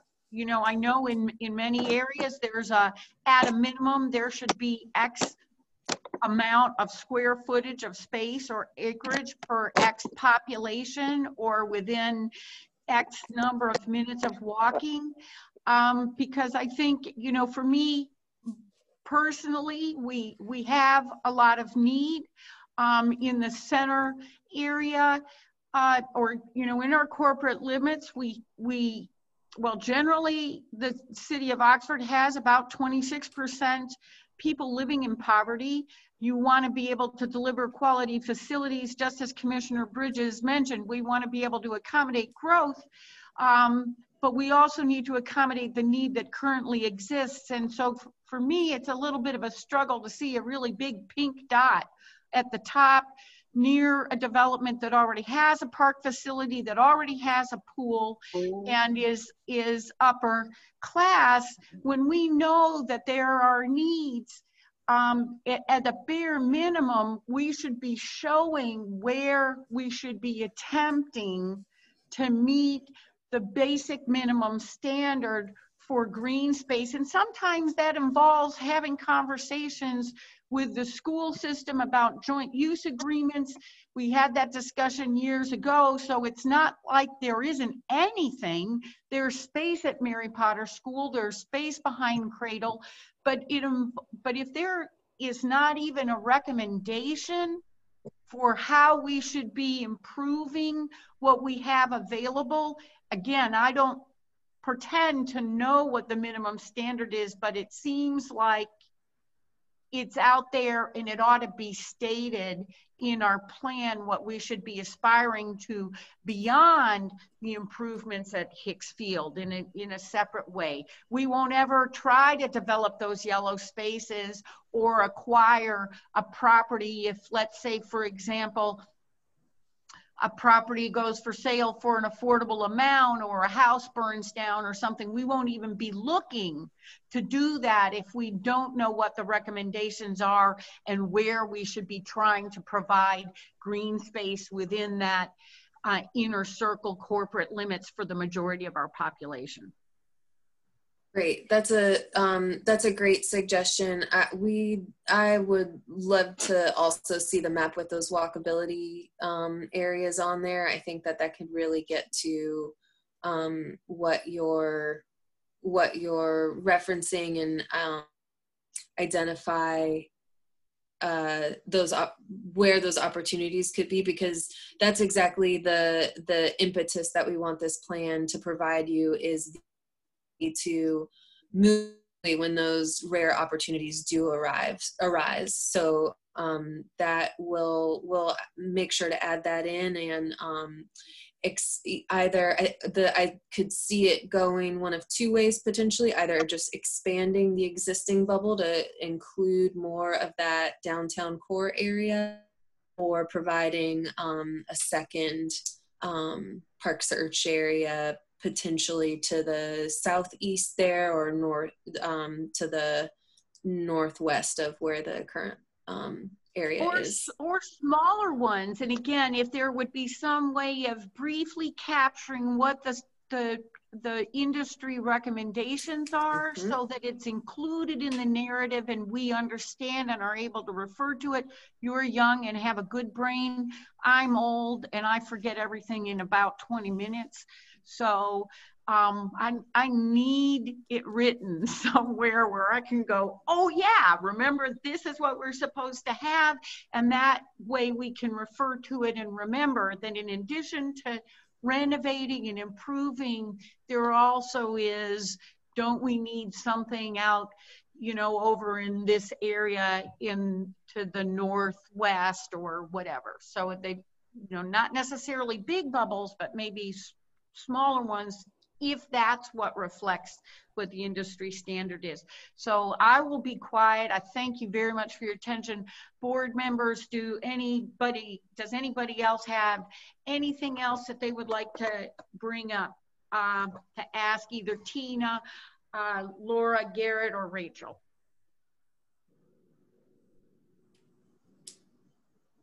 Okay, well, this was hugely clarifying. You clearly have worked very hard. I know that Tina has worked very hard and her staff with you. We appreciate, I think it's important to know that frankness doesn't mean that we don't appreciate the amount of energy and effort that's gone into this process. And I, for one, and I'm sure I'm not the only one that can say that I appreciate the refiguring of the original concept plans based on feedback that you got. It shows that you really took the feedback to heart and worked on that. And we really appreciate detail in the objectives and the strategies and action items that can enable us to reach those objectives. So it's a plan that we can be proud of. The opportunity to be able to comment tonight and ask further questions is a wonderful one. And so I just want to thank you on behalf of the board very much for taking the time tonight to present and go through this with us, to respond to questions, and ask Tina, is there anything else that you would like to add? No, I don't really want to add a lot. I do appreciate the passion of the conversation. I mean, it's about Parks and Recreation, so I get it. And people are very passionate about what they want and what they've, especially if the discussion has gone on that long prior. So I do appreciate that and look forward to bringing it back to you in September. Okay, awesome. So Rachel, Garrett, and Laura, thank you infinitely for your time tonight. I'm glad you didn't have to drive an hour to get here. That's the one advantage of a Zoom meeting. So thank you so much for your time, Tina, for your dedication to this process and working with them, and to your staff as well. And now I have to go find my agenda and see what's up next. Public comment. Okay. Yes, we're on to public comment. Thank you. So do we have, Madam Clerk, do we have anybody signed up for public comment? No, ma'am. Okay, well, we are able to move right on from that then, and we move forward to new city business. Item A, for 2020-2021 resurfacing engineering services with Withers Ravenel. The city will be undertaking a resurfacing project in 2021 of approximately 3 miles. And I know this item went through the Public Works Committee, and so I do want to ask Ron Bullock, our Public Works Chair, if he would like to go ahead and present the item for the group. I will. As you see, primarily it's just as part of the project, we're going to have to cover about 3 miles ourselves with some initial work that we talked about. And so on behalf of the Public Works Committee, I make a motion that we do approve this. Okay, and this was involves a task order with Withers Ravenel not to exceed $65,000 in order to proceed with the engineering for the resurfacing project, which will likely be a standalone project separate from NCDOT due to all of the changes that have been happening with NCDOT and their projects due to COVID-19. So Commissioner Bullock, you made that in the form of a motion? I did. Okay, then is there any discussion on the motion? Well, we have a public works meeting to see the list and prioritize the streets on that list. Mr. Manager? We will. Yes, we're trying to establish that that meeting between the city staff and the DOT staff to have that conversation about some of the gaps and the timing and those things. And once we have that meeting, we'll be much better informed and able to have that Public Works Committee meeting. Because just trying to coordinate everything. But yes. Excellent, thank you. Any other questions from any other members of the board? Okay, with that, I'm going to do a roll call vote, and I'm starting where you are on my computer screen, going to my right. Commissioner Bullock? Yes. Commissioner Tovey? Yes. Commissioner Fields? Yes. Commissioner Bridges? Yes. Commissioner Curran? Yes. Commissioner Gilreath? Yes. Mayor Pro Tem Harris? Yes. Okay, so that passes 7-0. Motion carries, And the task order with Withers Ravenel not to exceed $65,000 will be authorized. Item B, approve the water and wastewater asset inventory AIA reports. The city of Oxford was awarded 2 grants for, I think in 2016, for completing a water asset inventory assessment report and a wastewater asset inventory assessment report.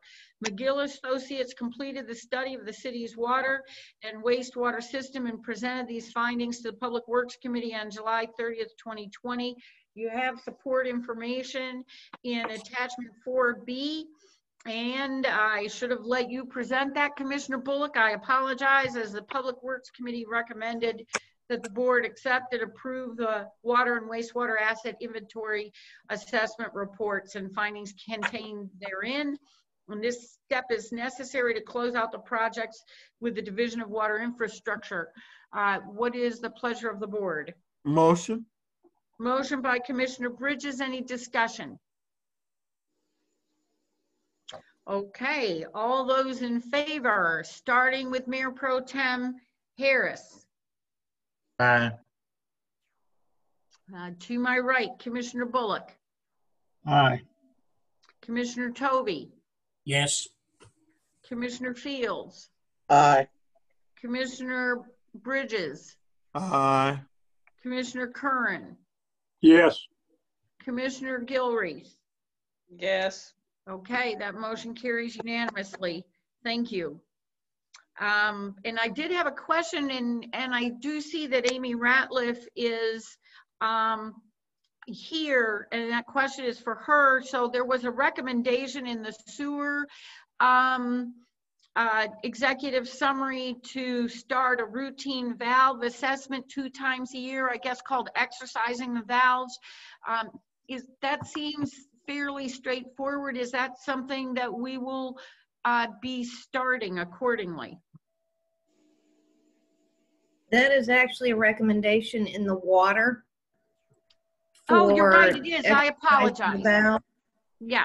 So that's the process of actually Public Works would need to go out and turn the valves on, turn the valves off to make sure that they are actually operational, and they will raise and lower as required. And so that is something that I think would depend on the staffing ability at Public Works in order to do that. So you're thinking that that would actually take more staff capacity to do that than we actually have right now? Likely, yes. If there are some municipalities that they have a crew that all they do is operate valves and fire hydrants to make sure that they're operational. It's something that depending on how frequently we do it, it may take an additional staff or 2, to add to it, in addition to the expansions that we're looking at doing with the PUD and the Meadows and Ivy Day Road. So, something that would be a cumulative staff, addition with other work that's coming up as well. Okay, great. Thank you very much for answering that question. And I also had a quick question on the comment that 21.5% of our water from Carr Lake Regional Water System is lost. And I was wondering is there a way for you to explain that briefly, how that happens? Part of the loss that is seen is it's what we are not billing for. Okay. And so when you flush a hydrant for discolored water, that's considered a loss. If we have pipes that are leaking in the ground, which we do, that's considered a loss. When fire departments decide to fill up their tankers, volunteer fire departments, and don't inform us, that is a loss. So there's a variety of methods, that we see where loss occurs, where we are not recouping, the money. It's not something that we have sold to a, residential or business customer. Right. Okay. Do you anticipate, because if I recall correctly, they said that the industry average is more like 16, 17% rather than the 21.5%. Do you imagine that loss ratio might go down a little bit once we've completed the work that we've done, or does this take into consideration the new pipes that we're installing already? Wastewater pipes, when you put those in new, you reduce your I&I. New water pipes don't have the same impact on water loss typically. We do have some where the pipes are leaking in the ground and it's just not significant enough that it makes it up to the asphalt to see it, to actually repair it. But, you know, there may be some savings on the water, but I think going to be more, trying to be more observant with, you know, folks that may be helping themselves to the water without paying for it, or also doing, you know, more recording of the flushing. That actually might make a bigger difference as we have new pipes and you have as much discoloration in the water, then you don't have to flush as frequently. Okay, great. Thank you very much. I appreciate you taking the time to answer those questions. So next we move on to item C, wastewater, 4C, wastewater treatment plant rehabilitation project. Commissioner Bullock, would you like to present this item as chair of our Public Works Committee? As you can see, the city of Oxford was awarded a $6,062,000 0% interest loan with a $500,000 principal forgiveness grant for the wastewater rehab project.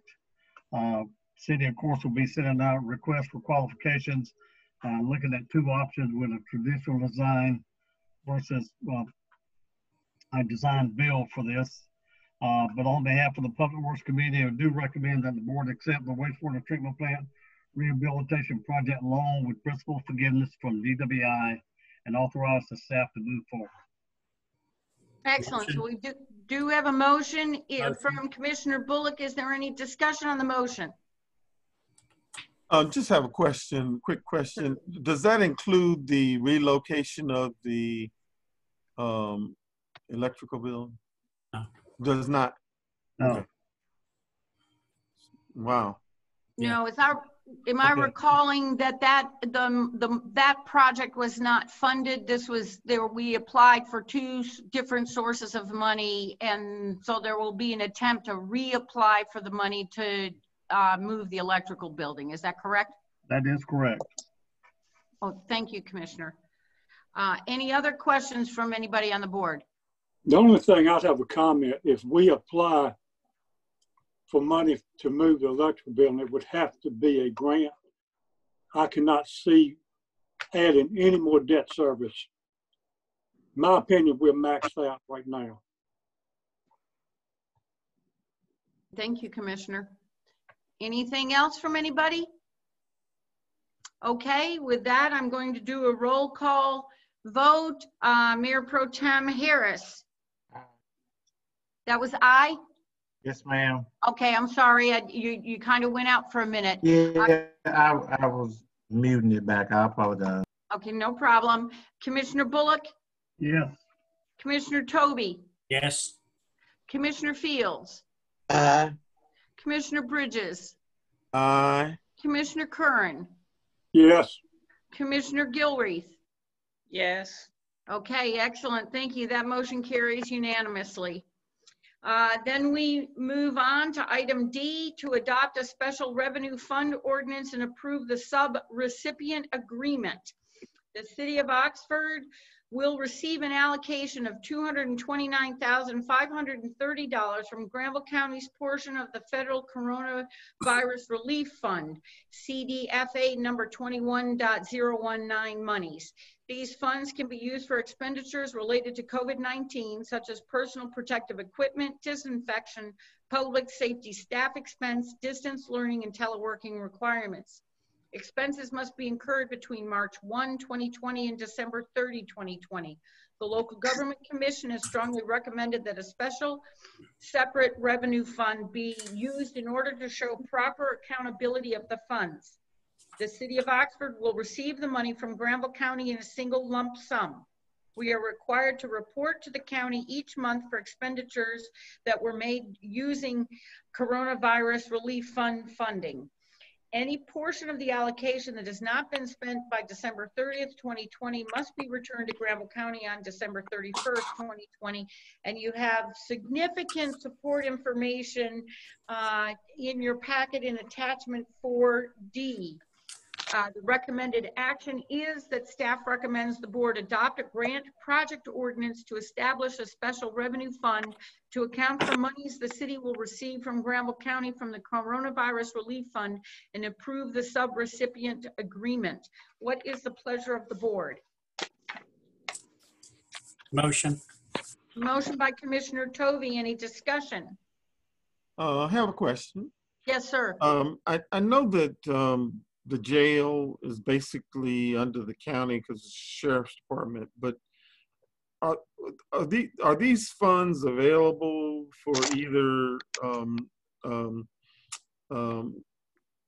situation over at the jail? And I know we're going to a new facility at some point, but and also the courthouse. I was just wondering, can the funds be used for any of those facilities? And I know the answer is in that big packet we got, but I didn't read through it, you know, the whole thing. And so if it's in there, thank you. But if it's not, the county's money, the county's money covers the jail and the courthouse, because those are, because we're just getting a little piece of what the county is getting. Am I right about that, Mr. Thornton? They got a, yes, ma'am. They yes, got ma'am. You are correct. And to answer Commissioner Bridges' question, yes, I believe some of the jail and/or courthouse expenses could be part of the COVID-19 CARES Act funds if they are COVID related. So you have to be able to draw that direct connection.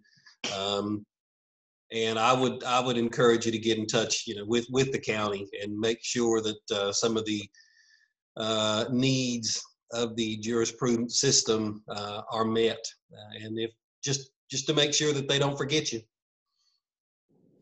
And if I may follow up, Mayor, the reason I asked that question is, you know, I have some clients over at the jail, and I was requesting, if I have to go over there and talk to clients, some plexiglass between myself and the client, you know, just as an extra precaution. And it was done, but it was, it took a little while to get it done. And I will say that there are situations even at the courthouse that I'm a little concerned about. And I'm wondering, is some of that money available? Because Tom will tell you, us lawyers, we're people too. We need protection. And we are in situations where we got to communicate with clients. We got to be in a courtroom to defend our clients, but we want to live. We want to be safe. That you are, you are right. And they are living in confined quarters, and there is increased risk there, and everybody needs to be protected. And so I would entreat you to have a conversation with County Manager Phelps about, I mean, I think that all of that's going to change when they shift to the new facility, but it's still going to be a little while. I think they have to get their feet underneath them first before they start moving inmates over there. So have that conversation with those folks, because their pot of money is larger than ours. Any other questions on this item? I have. Yes, Mr. sir. Thornton, will we have public a finance committee meeting about how this money would be spent? That would be. Oh, I'm sorry, Mr. Manager, go ahead. Yep, we will. We will. I think this is a big step in going in that direction. Right now, the county has not even dispersed the funds. I assume they're waiting on us to sign this subrecipient agreement before they disperse those funds to us.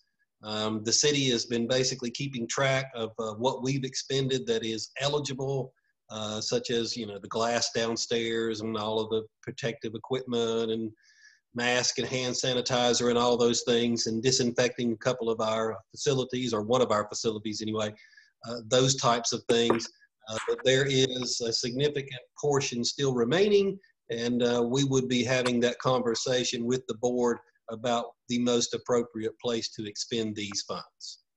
And the reason I asked, I read through most of this, and there were some examples of places we could spend money, but what concerns me, we may determine that, yes, we could.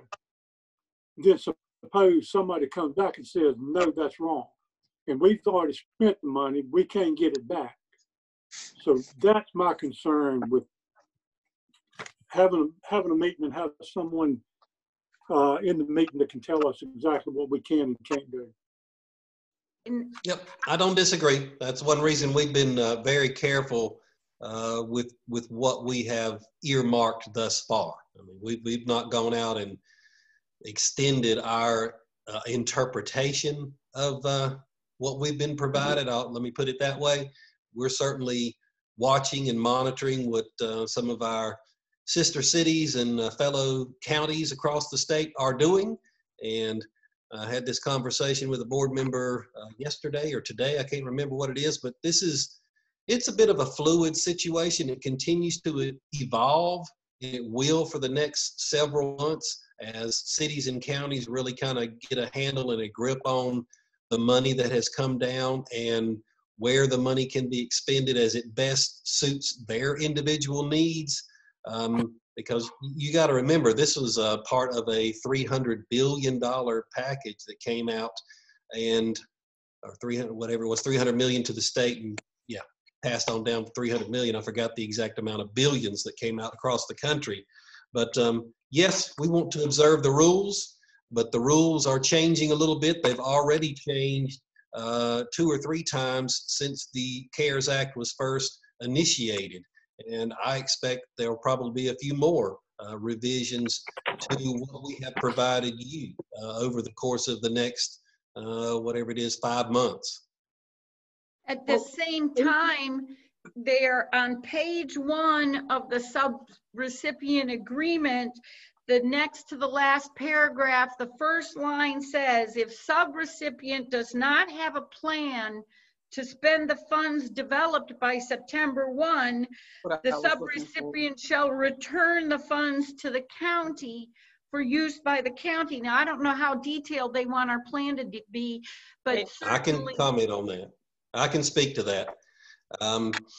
The initial plan that we have to provide, and Mike Feltz can certainly back me up on this because we've had that conversation with the county several times. And even with the folks at the state. The initial plan that we're required to provide them by September 1st does not pin us down. Basically, it is an outline that we are to provide to them, and we are then required each month to provide them an update to that outline, and it can change. And that is exactly what the state has told us, and that is exactly what Mr. Feltz has told us, that that plan can change each month as you pivot, essentially, depending upon what you determine to be the best use of these funds to suit your individual needs. Okay, that's good. Well, if that's the case, though, we need to get busy on what our plan is, or just our outline immediately then. Yep, and we'll provide you with a copy of what that will look like before we send it to the county.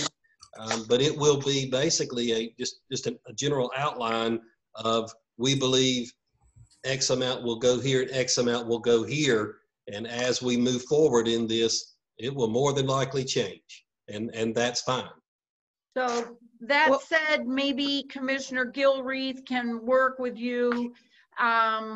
So to schedule a finance committee meeting when you're ready to have the first brush at kind of an outline, so that can run through the committee. That's excellent. Any other questions on this before we vote? I have a question. Yes, sir. all we're supposed to be doing is we're supposed to receive the allocation. It's up to the manager as to the way the funds are distributed. Our job is to set policy and let him handle the way. And I understand about having a finance committee meeting, but he knows the day-to-day operations of the city.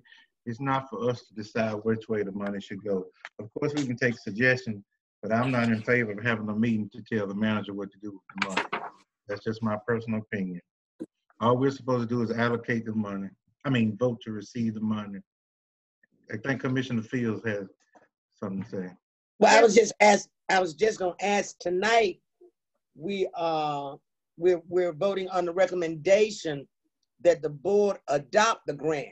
That's right. all tonight, correct? That's right. That's right. Okay.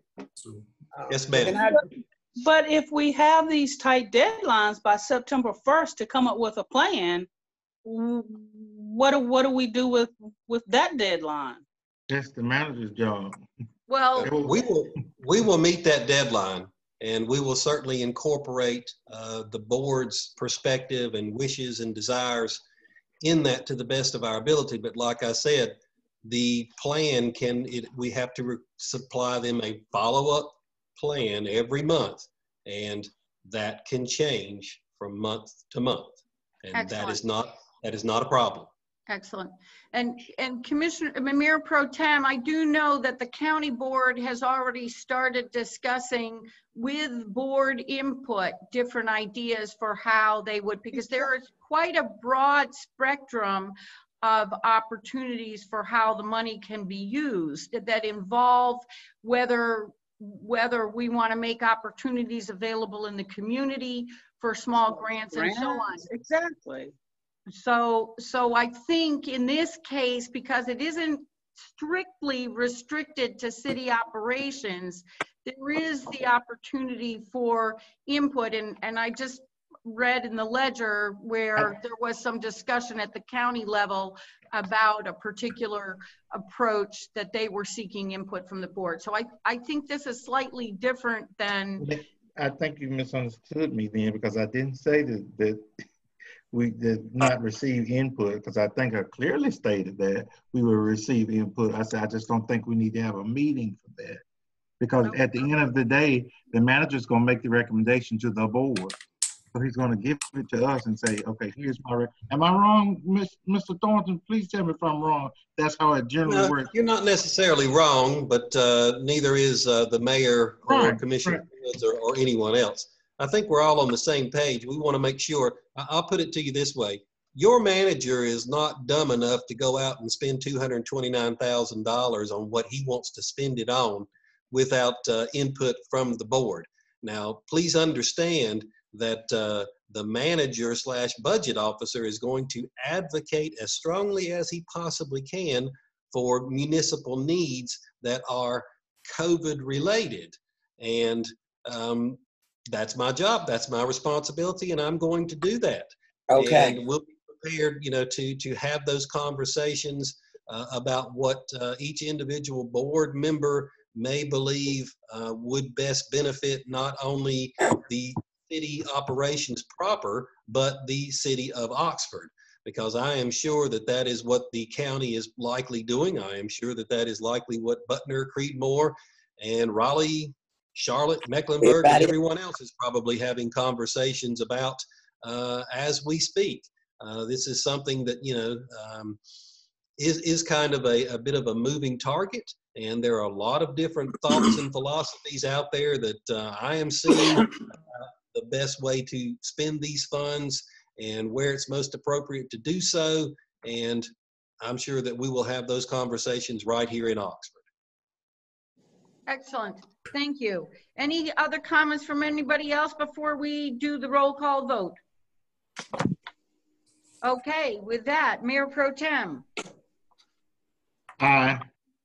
Okay, Commissioner Bullock. Yes. Commissioner Tovey. Yes. Commissioner Fields. Aye. Commissioner Bridges. Aye. Commissioner Curran. Yes. Commissioner Gilreath. Yes. Okay, that motion carries unanimously, and we have adopted to adopt a special revenue fund ordinance and approve the subrecipient agreement.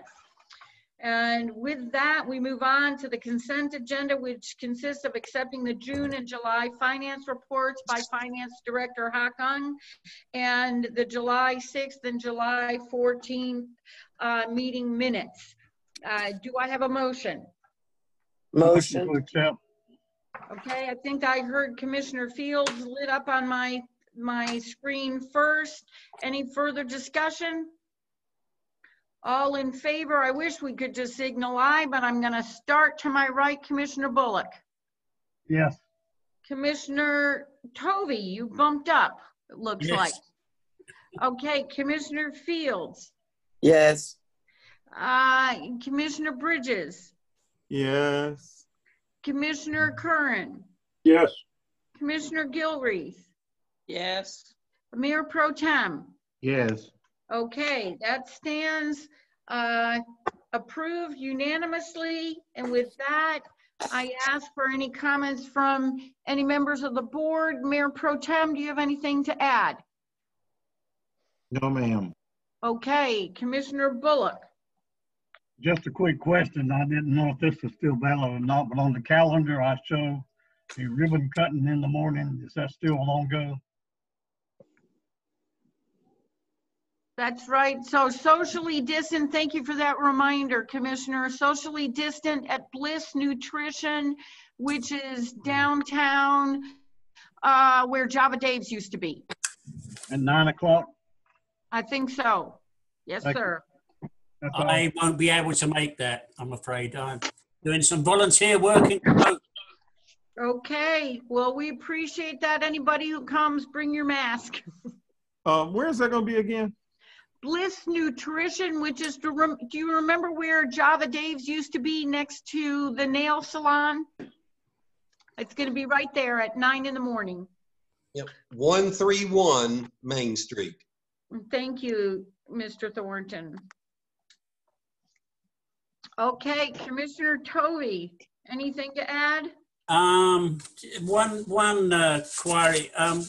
I know the manager and the commissioners received 2 letters this week about the handicap parking downtown.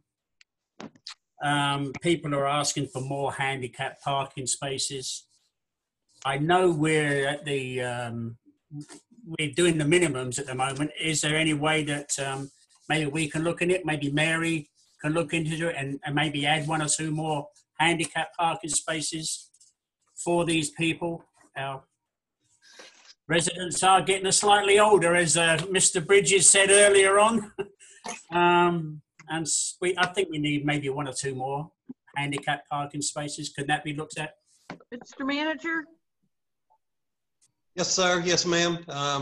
I hope that everyone also received the recommendation from the planning department. Cheryl looked into that. Once we received those letters, I requested that Cheryl take a look at the downtown area in regards to ADA requirements or DOT requirements and city requirements for handicap parking spaces based upon what we currently have, and assess that and then determine if we need any, and then potentially make a recommendation as to where they would be best located. That information was provided directly and immediately after I electronically sent you those 2 letters. So hopefully you have that email.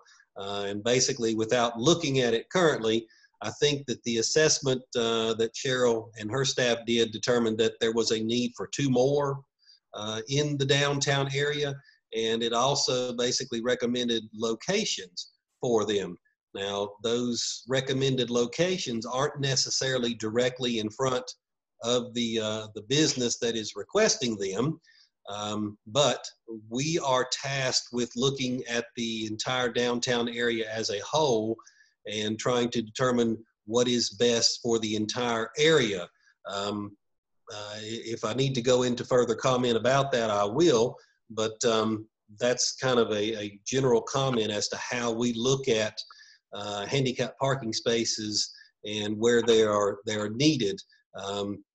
Unfortunately, businesses come and businesses go, and they're not always here forever.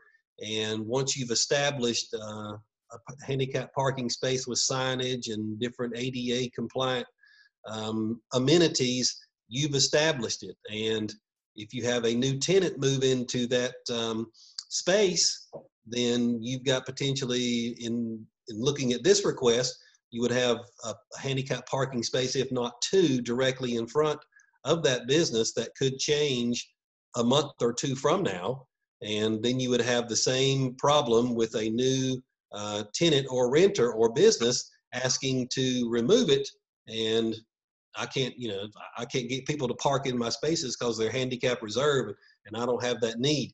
So we look at it as the total perspective of how many are needed in the downtown area as a total, and then where potentially they may be best located. And that recommendation is in the information I sent to you electronically. Okay, I'll have to go over that again. I can't remember seeing that recommendation, but I'll have another look. Thank you, Alan. Appreciate it. Please let me know if it didn't get through to you. I'll certainly send it again. Thank you. But it came 60 seconds after those two letters. All right, thank you. And it does exactly what you requested, Commissioner. It has a very thorough analysis of the number of parking spaces that we have on each street, includes the recommendations, the industry recommendations, and then discussion about why and where additional parking spaces should go. So, you know, we need to thank Planning Director Hart for her great and speedy work to do that, to give us something solid to go on with making a decision. So thank you to Cheryl Hart. Anything else, Commissioner Tovey? No, I'm just looking. I haven't got that particular email, so. Okay, Mr. Thornton will resend it. Commissioner We'll send it Bridges, again. anything from you? Nothing. Okay, thank you. Commissioner Curran. Mr. Thornton, I asked about the report from Finance Director about are we going to get that or tonight? Yep, I think Hawk's prepared to tell you where we're at currently with our folks that are a bit in arrears as far as utility payments. Okay. Hawk, you want to fill us up and get us up to date? Yes, sir. Good evening, and I'll do this in English so it'll go more quickly. The total as of July 31st, the balance of people owe is $70,900, and that comprised of 306 accounts. Of that, 82 accounts have already set up payment plans. So this coming cutoff on the August 21st, that Monday, the 24th, we'll have 200. My phone rang when you started talking and rang through your whole report. Could you start again? Yes, sir. Yes, sir. I'd be glad to. It took me that long to cut the daggone thing off. Oh, okay. All right, thank you. So at the end of July 31st, we have $70,900 in people that owe us money. And of that, comprised of 306 accounts. Of 306 accounts, 82 is already set up on a payment plan. So we still have 225 are not on payment plans yet. The cutoff date for this coming in about 2 weeks, the 24th, we will schedule to cut off 225 residents. However, at that time, we'll handle any kind of payment plans that we need to that fell between March 31st and July 29th. So far, only 14 businesses are in arrear, and that's $17,080. we're hoping that that would get paid this coming week. And the city absorbed of the late fees, penalties that were not charged. We absorb about $19,000 in late fees and other penalties. The amount of late fees and for non-residents, these are the mostly businesses, is $2,600. Credit card fees, transaction fees, convenient fees that were not charged, and these is the city absorbed $1,876. So that concludes the report. Feel like we've done everything we can to try to reach our folks. We call them, we send them the bills every month, and we also put in the newspaper. And right now we're doing door hangers. So we've done everything we can to reach our folks and let them know. Realizing, Mayor, I'm on the same page as you are. 26% of our folks are on the poverty level. So we're really, really sensitive that some folks are living from paycheck to paycheck. And when they do come in here with questions, we show a lot of understanding and take a lot of time to explain and work out anything that we have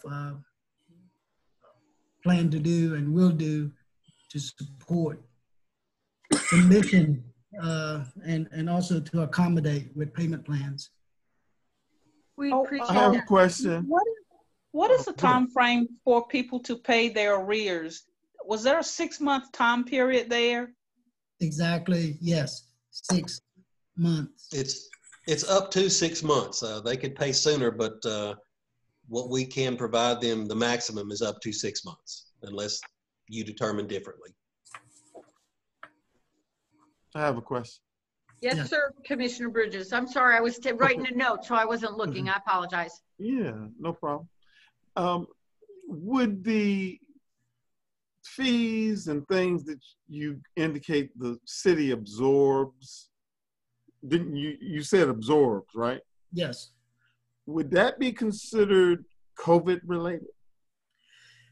Unfortunately, because of the enterprise funds, because of the water, it could not be used to subsidize that. No, I'll add a little bit to that. If you read through that information, it very explicitly identifies that you cannot use those CARES funds for revenue replacement. This would be revenue replacement. So we wish we could, but we cannot at this point in time, unless the Congress and our friends up in Washington, D.C. create a second stimulus package that assists local governments, and that is a part of that. We're still waiting. At the same time, Mr. Ong, can you tell us how much normally do we collect? Because a lot of these, late fees, normally we're not getting that as revenue anyway, because there were a lot more delinquent accounts than we had before. What normally in a month's time would we be collecting in late fees? And of course, we weren't cutting anybody's water off either, so we weren't sending workers out to cut water off. But what do you happen to know, Mr. Ong, how much we normally are collecting in fees? We budget that. It's about $70,000 a year. A year, yes. Right. Okay, thank you very much. Well, just one additional question. Yes, so sir. So had we not been in COVID, it would have been month to month, because they cut water off regardless. So it wouldn't have been any of those fees, that nowhere near that amount. Right. So monthly, how much would it be? It's between $4,000 to $5,000 of fees. and I read back on the minutes and looked back when the fees were passed, and I believe Commissioner Harris, you made a comment in your vote saying that the fee is not in any way to enforce that we need it. It's just a way that it's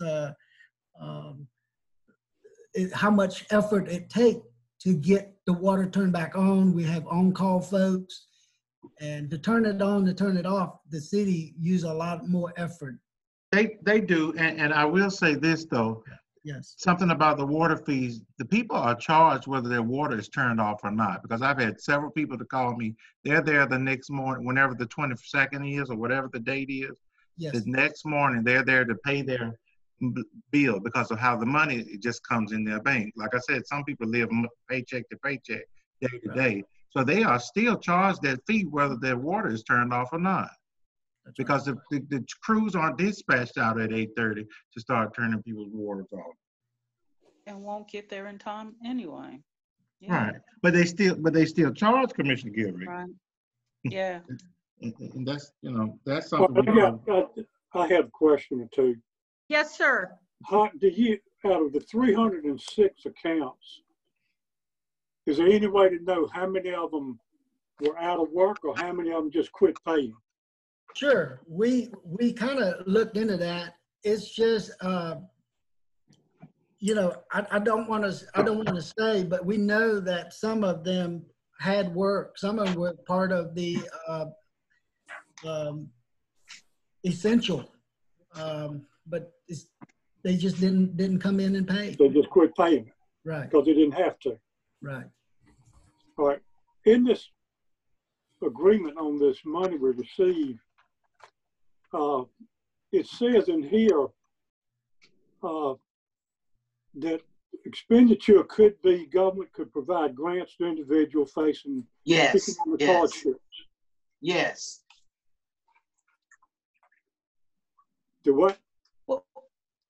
Well, Wake County has done that. Wake County has done that. The city of Wake Forest has done that. It said that would allow the economic hardship to allow them to pay the utility fees. Is there a way you could find out some that were actually not working and couldn't pay it, and this money be used for that? I want to yield my response to manager because I feel like this right here was more generally coming from the county, as the county is able to subsidize through DSS and other organizations that the county supports. Please, Mr. Thornton. All right, I'll chime in a little bit on that. That is something that we are currently looking at. We've made contact with Wake County about their program, and I'm not familiar with Wake Forest's program, but it is something that we'll check into tomorrow. The only concern that I had with that was that, if you go on to read the additional information in there, it very specifically states you can't use the money as revenue replacement. And again, I am fearful that, if we create a program that's trying to basically go around giving people direct appropriations that create revenue replacement. Now, I will say, and back up a second, that, if you look at Wake County's program, what Wake County is doing in large part is selecting people based upon an application process that they have, an allocation of money.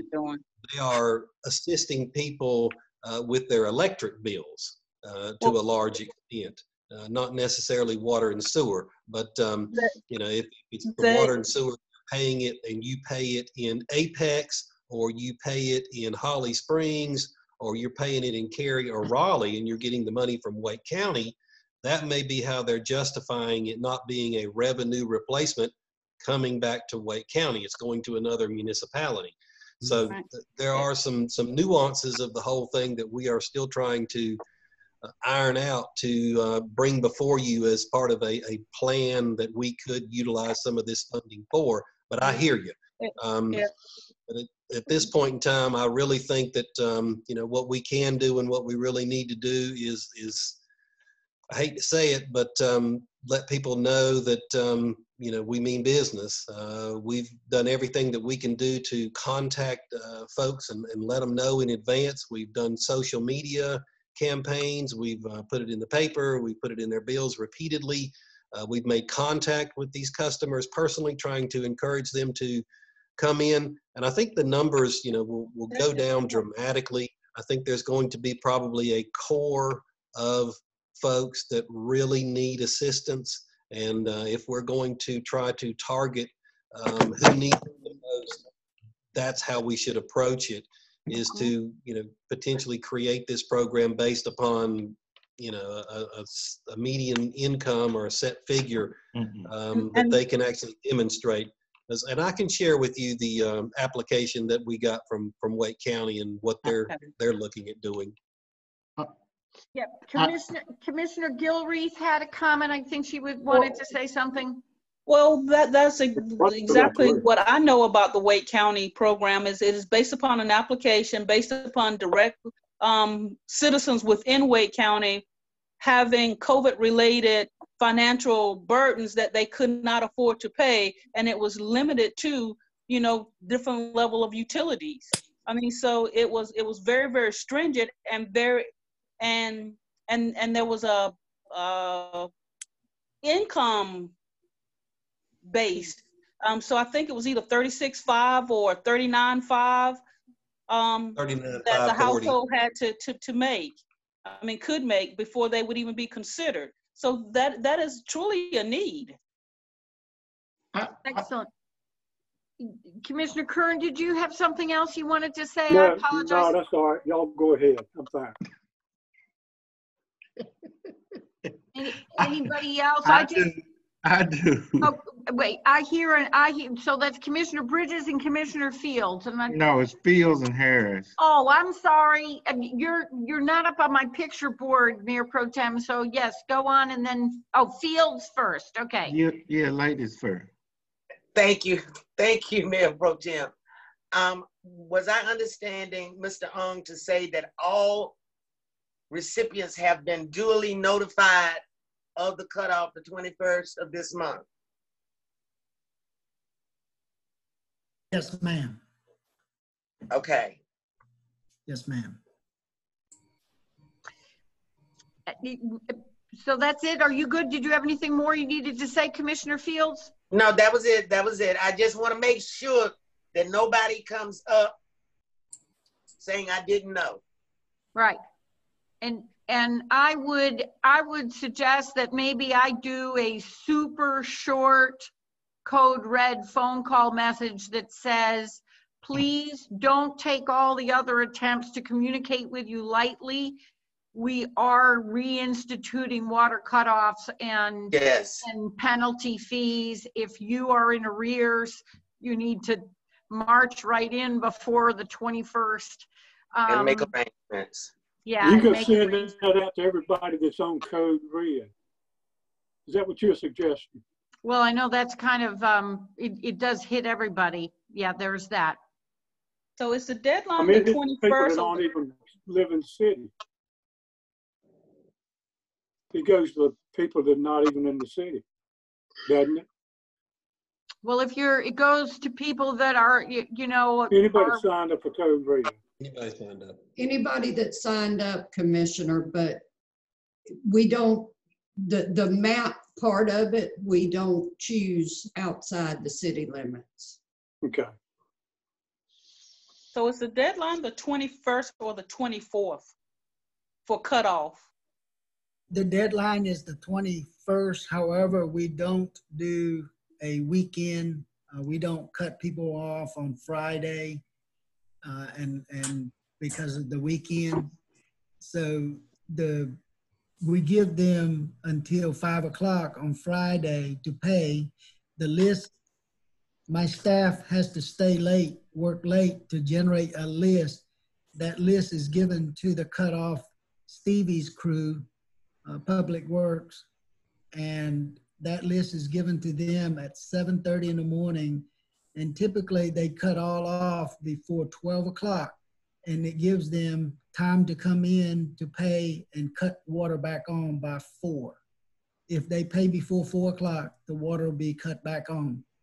But if they drop their envelope in the box over the weekend, they're still going to be cut off. And that to me is problematic. If they're staying late on Friday to make the cutoff list at 5 o'clock, then somebody who comes in and drops in their, they get back from Durham, they just get paid and they drop in their envelope at 8 p.m. They're out of luck. So that goes back, that was going to be my comment. So I can guarantee you my monthly stipend from the city that by Friday on the 21st, it will be an influx of people to pay their bill. That's the first thing. And then the second thing is the list is generated, as Mr. Ong said himself. But also on the 24th, Monday morning at 8:30, there will be a line out there for people to pay before. And because the reason I know is because I've been in that line. I've been in that situation. I know what it's like. They're going to be there waiting to pay when this. Am I wrong, Mr. Ong? It will be people there on cutoff day to pay. That is correct. That is correct. There will be people there on cutoff day to pay. Also, we as a board can say, okay, we're going to waive the late fee, but you're still going to be responsible for that water that you use. So that's I know we can do that. That way, that can help people. Now, I'm not suggesting that we do that, but we can do it. Correct. Essentially, that's what we've done for the last 4.5 to 5 months. But I'm saying we can forgive it totally. We could let that right. go totally. Exactly. Yeah. Those late fees, transaction fees, they're forgiven during that period of time. So essentially, what we're really wanting is people, and what we've been trying to accomplish is to get people to get in touch with us, and then we can have that conversation about setting them up on a payment plan, so that they don't have to, on the 21st or the 24th, walk in here with $800 to pay their account. They have the opportunity, if they will just get in touch with us, right. Which is why we've tried to do everything that we can possibly do to make contact with them. So anything that can be done by the group that I'm speaking to now to encourage our citizens to just make contact with us, and then we can have that conversation with them about establishing that payment plan, which is going to assist them with a longer period of time to make those payments versus trying to figure out how am I going to pay for 5 months of utility bills. That's what we're really interested in. Mr. Ong, what time each morning is the drop box checked? When we get in at 8:30, between 8:30 and 9, the drop box is checked. Okay. Cut off the 8:30, but by that time the list is already generated. Been generated. And our folks is out there 7:30 in the morning, and yes. And But that's they are my also point. the water department is also dispatching, saying, okay, we've received a payment from so and so, and telling them not to turn that on. No. All day long, we will dispatch them, and we're doing work orders to say this person has already paid, please cut them back on.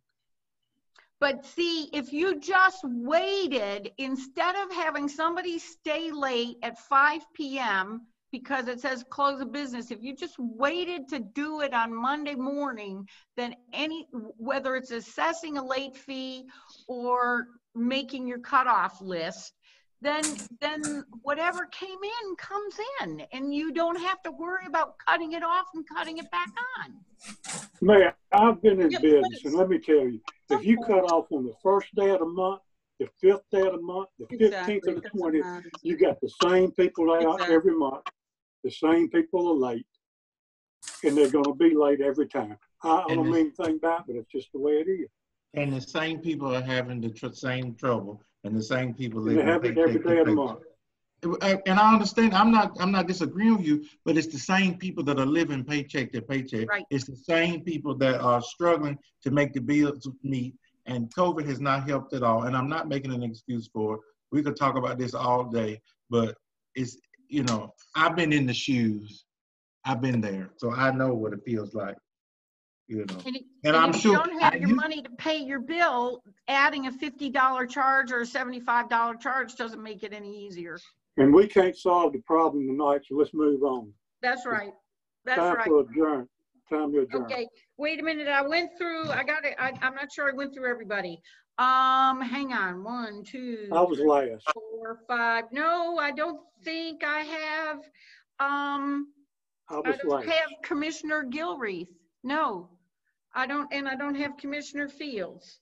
1, 2. I was last to have a comment. Did I ask Commissioner Gilreath? No, No, you didn't, but I'm good. He was saying he was Right. saying you Oh, was I the last person. He was the last person you asked.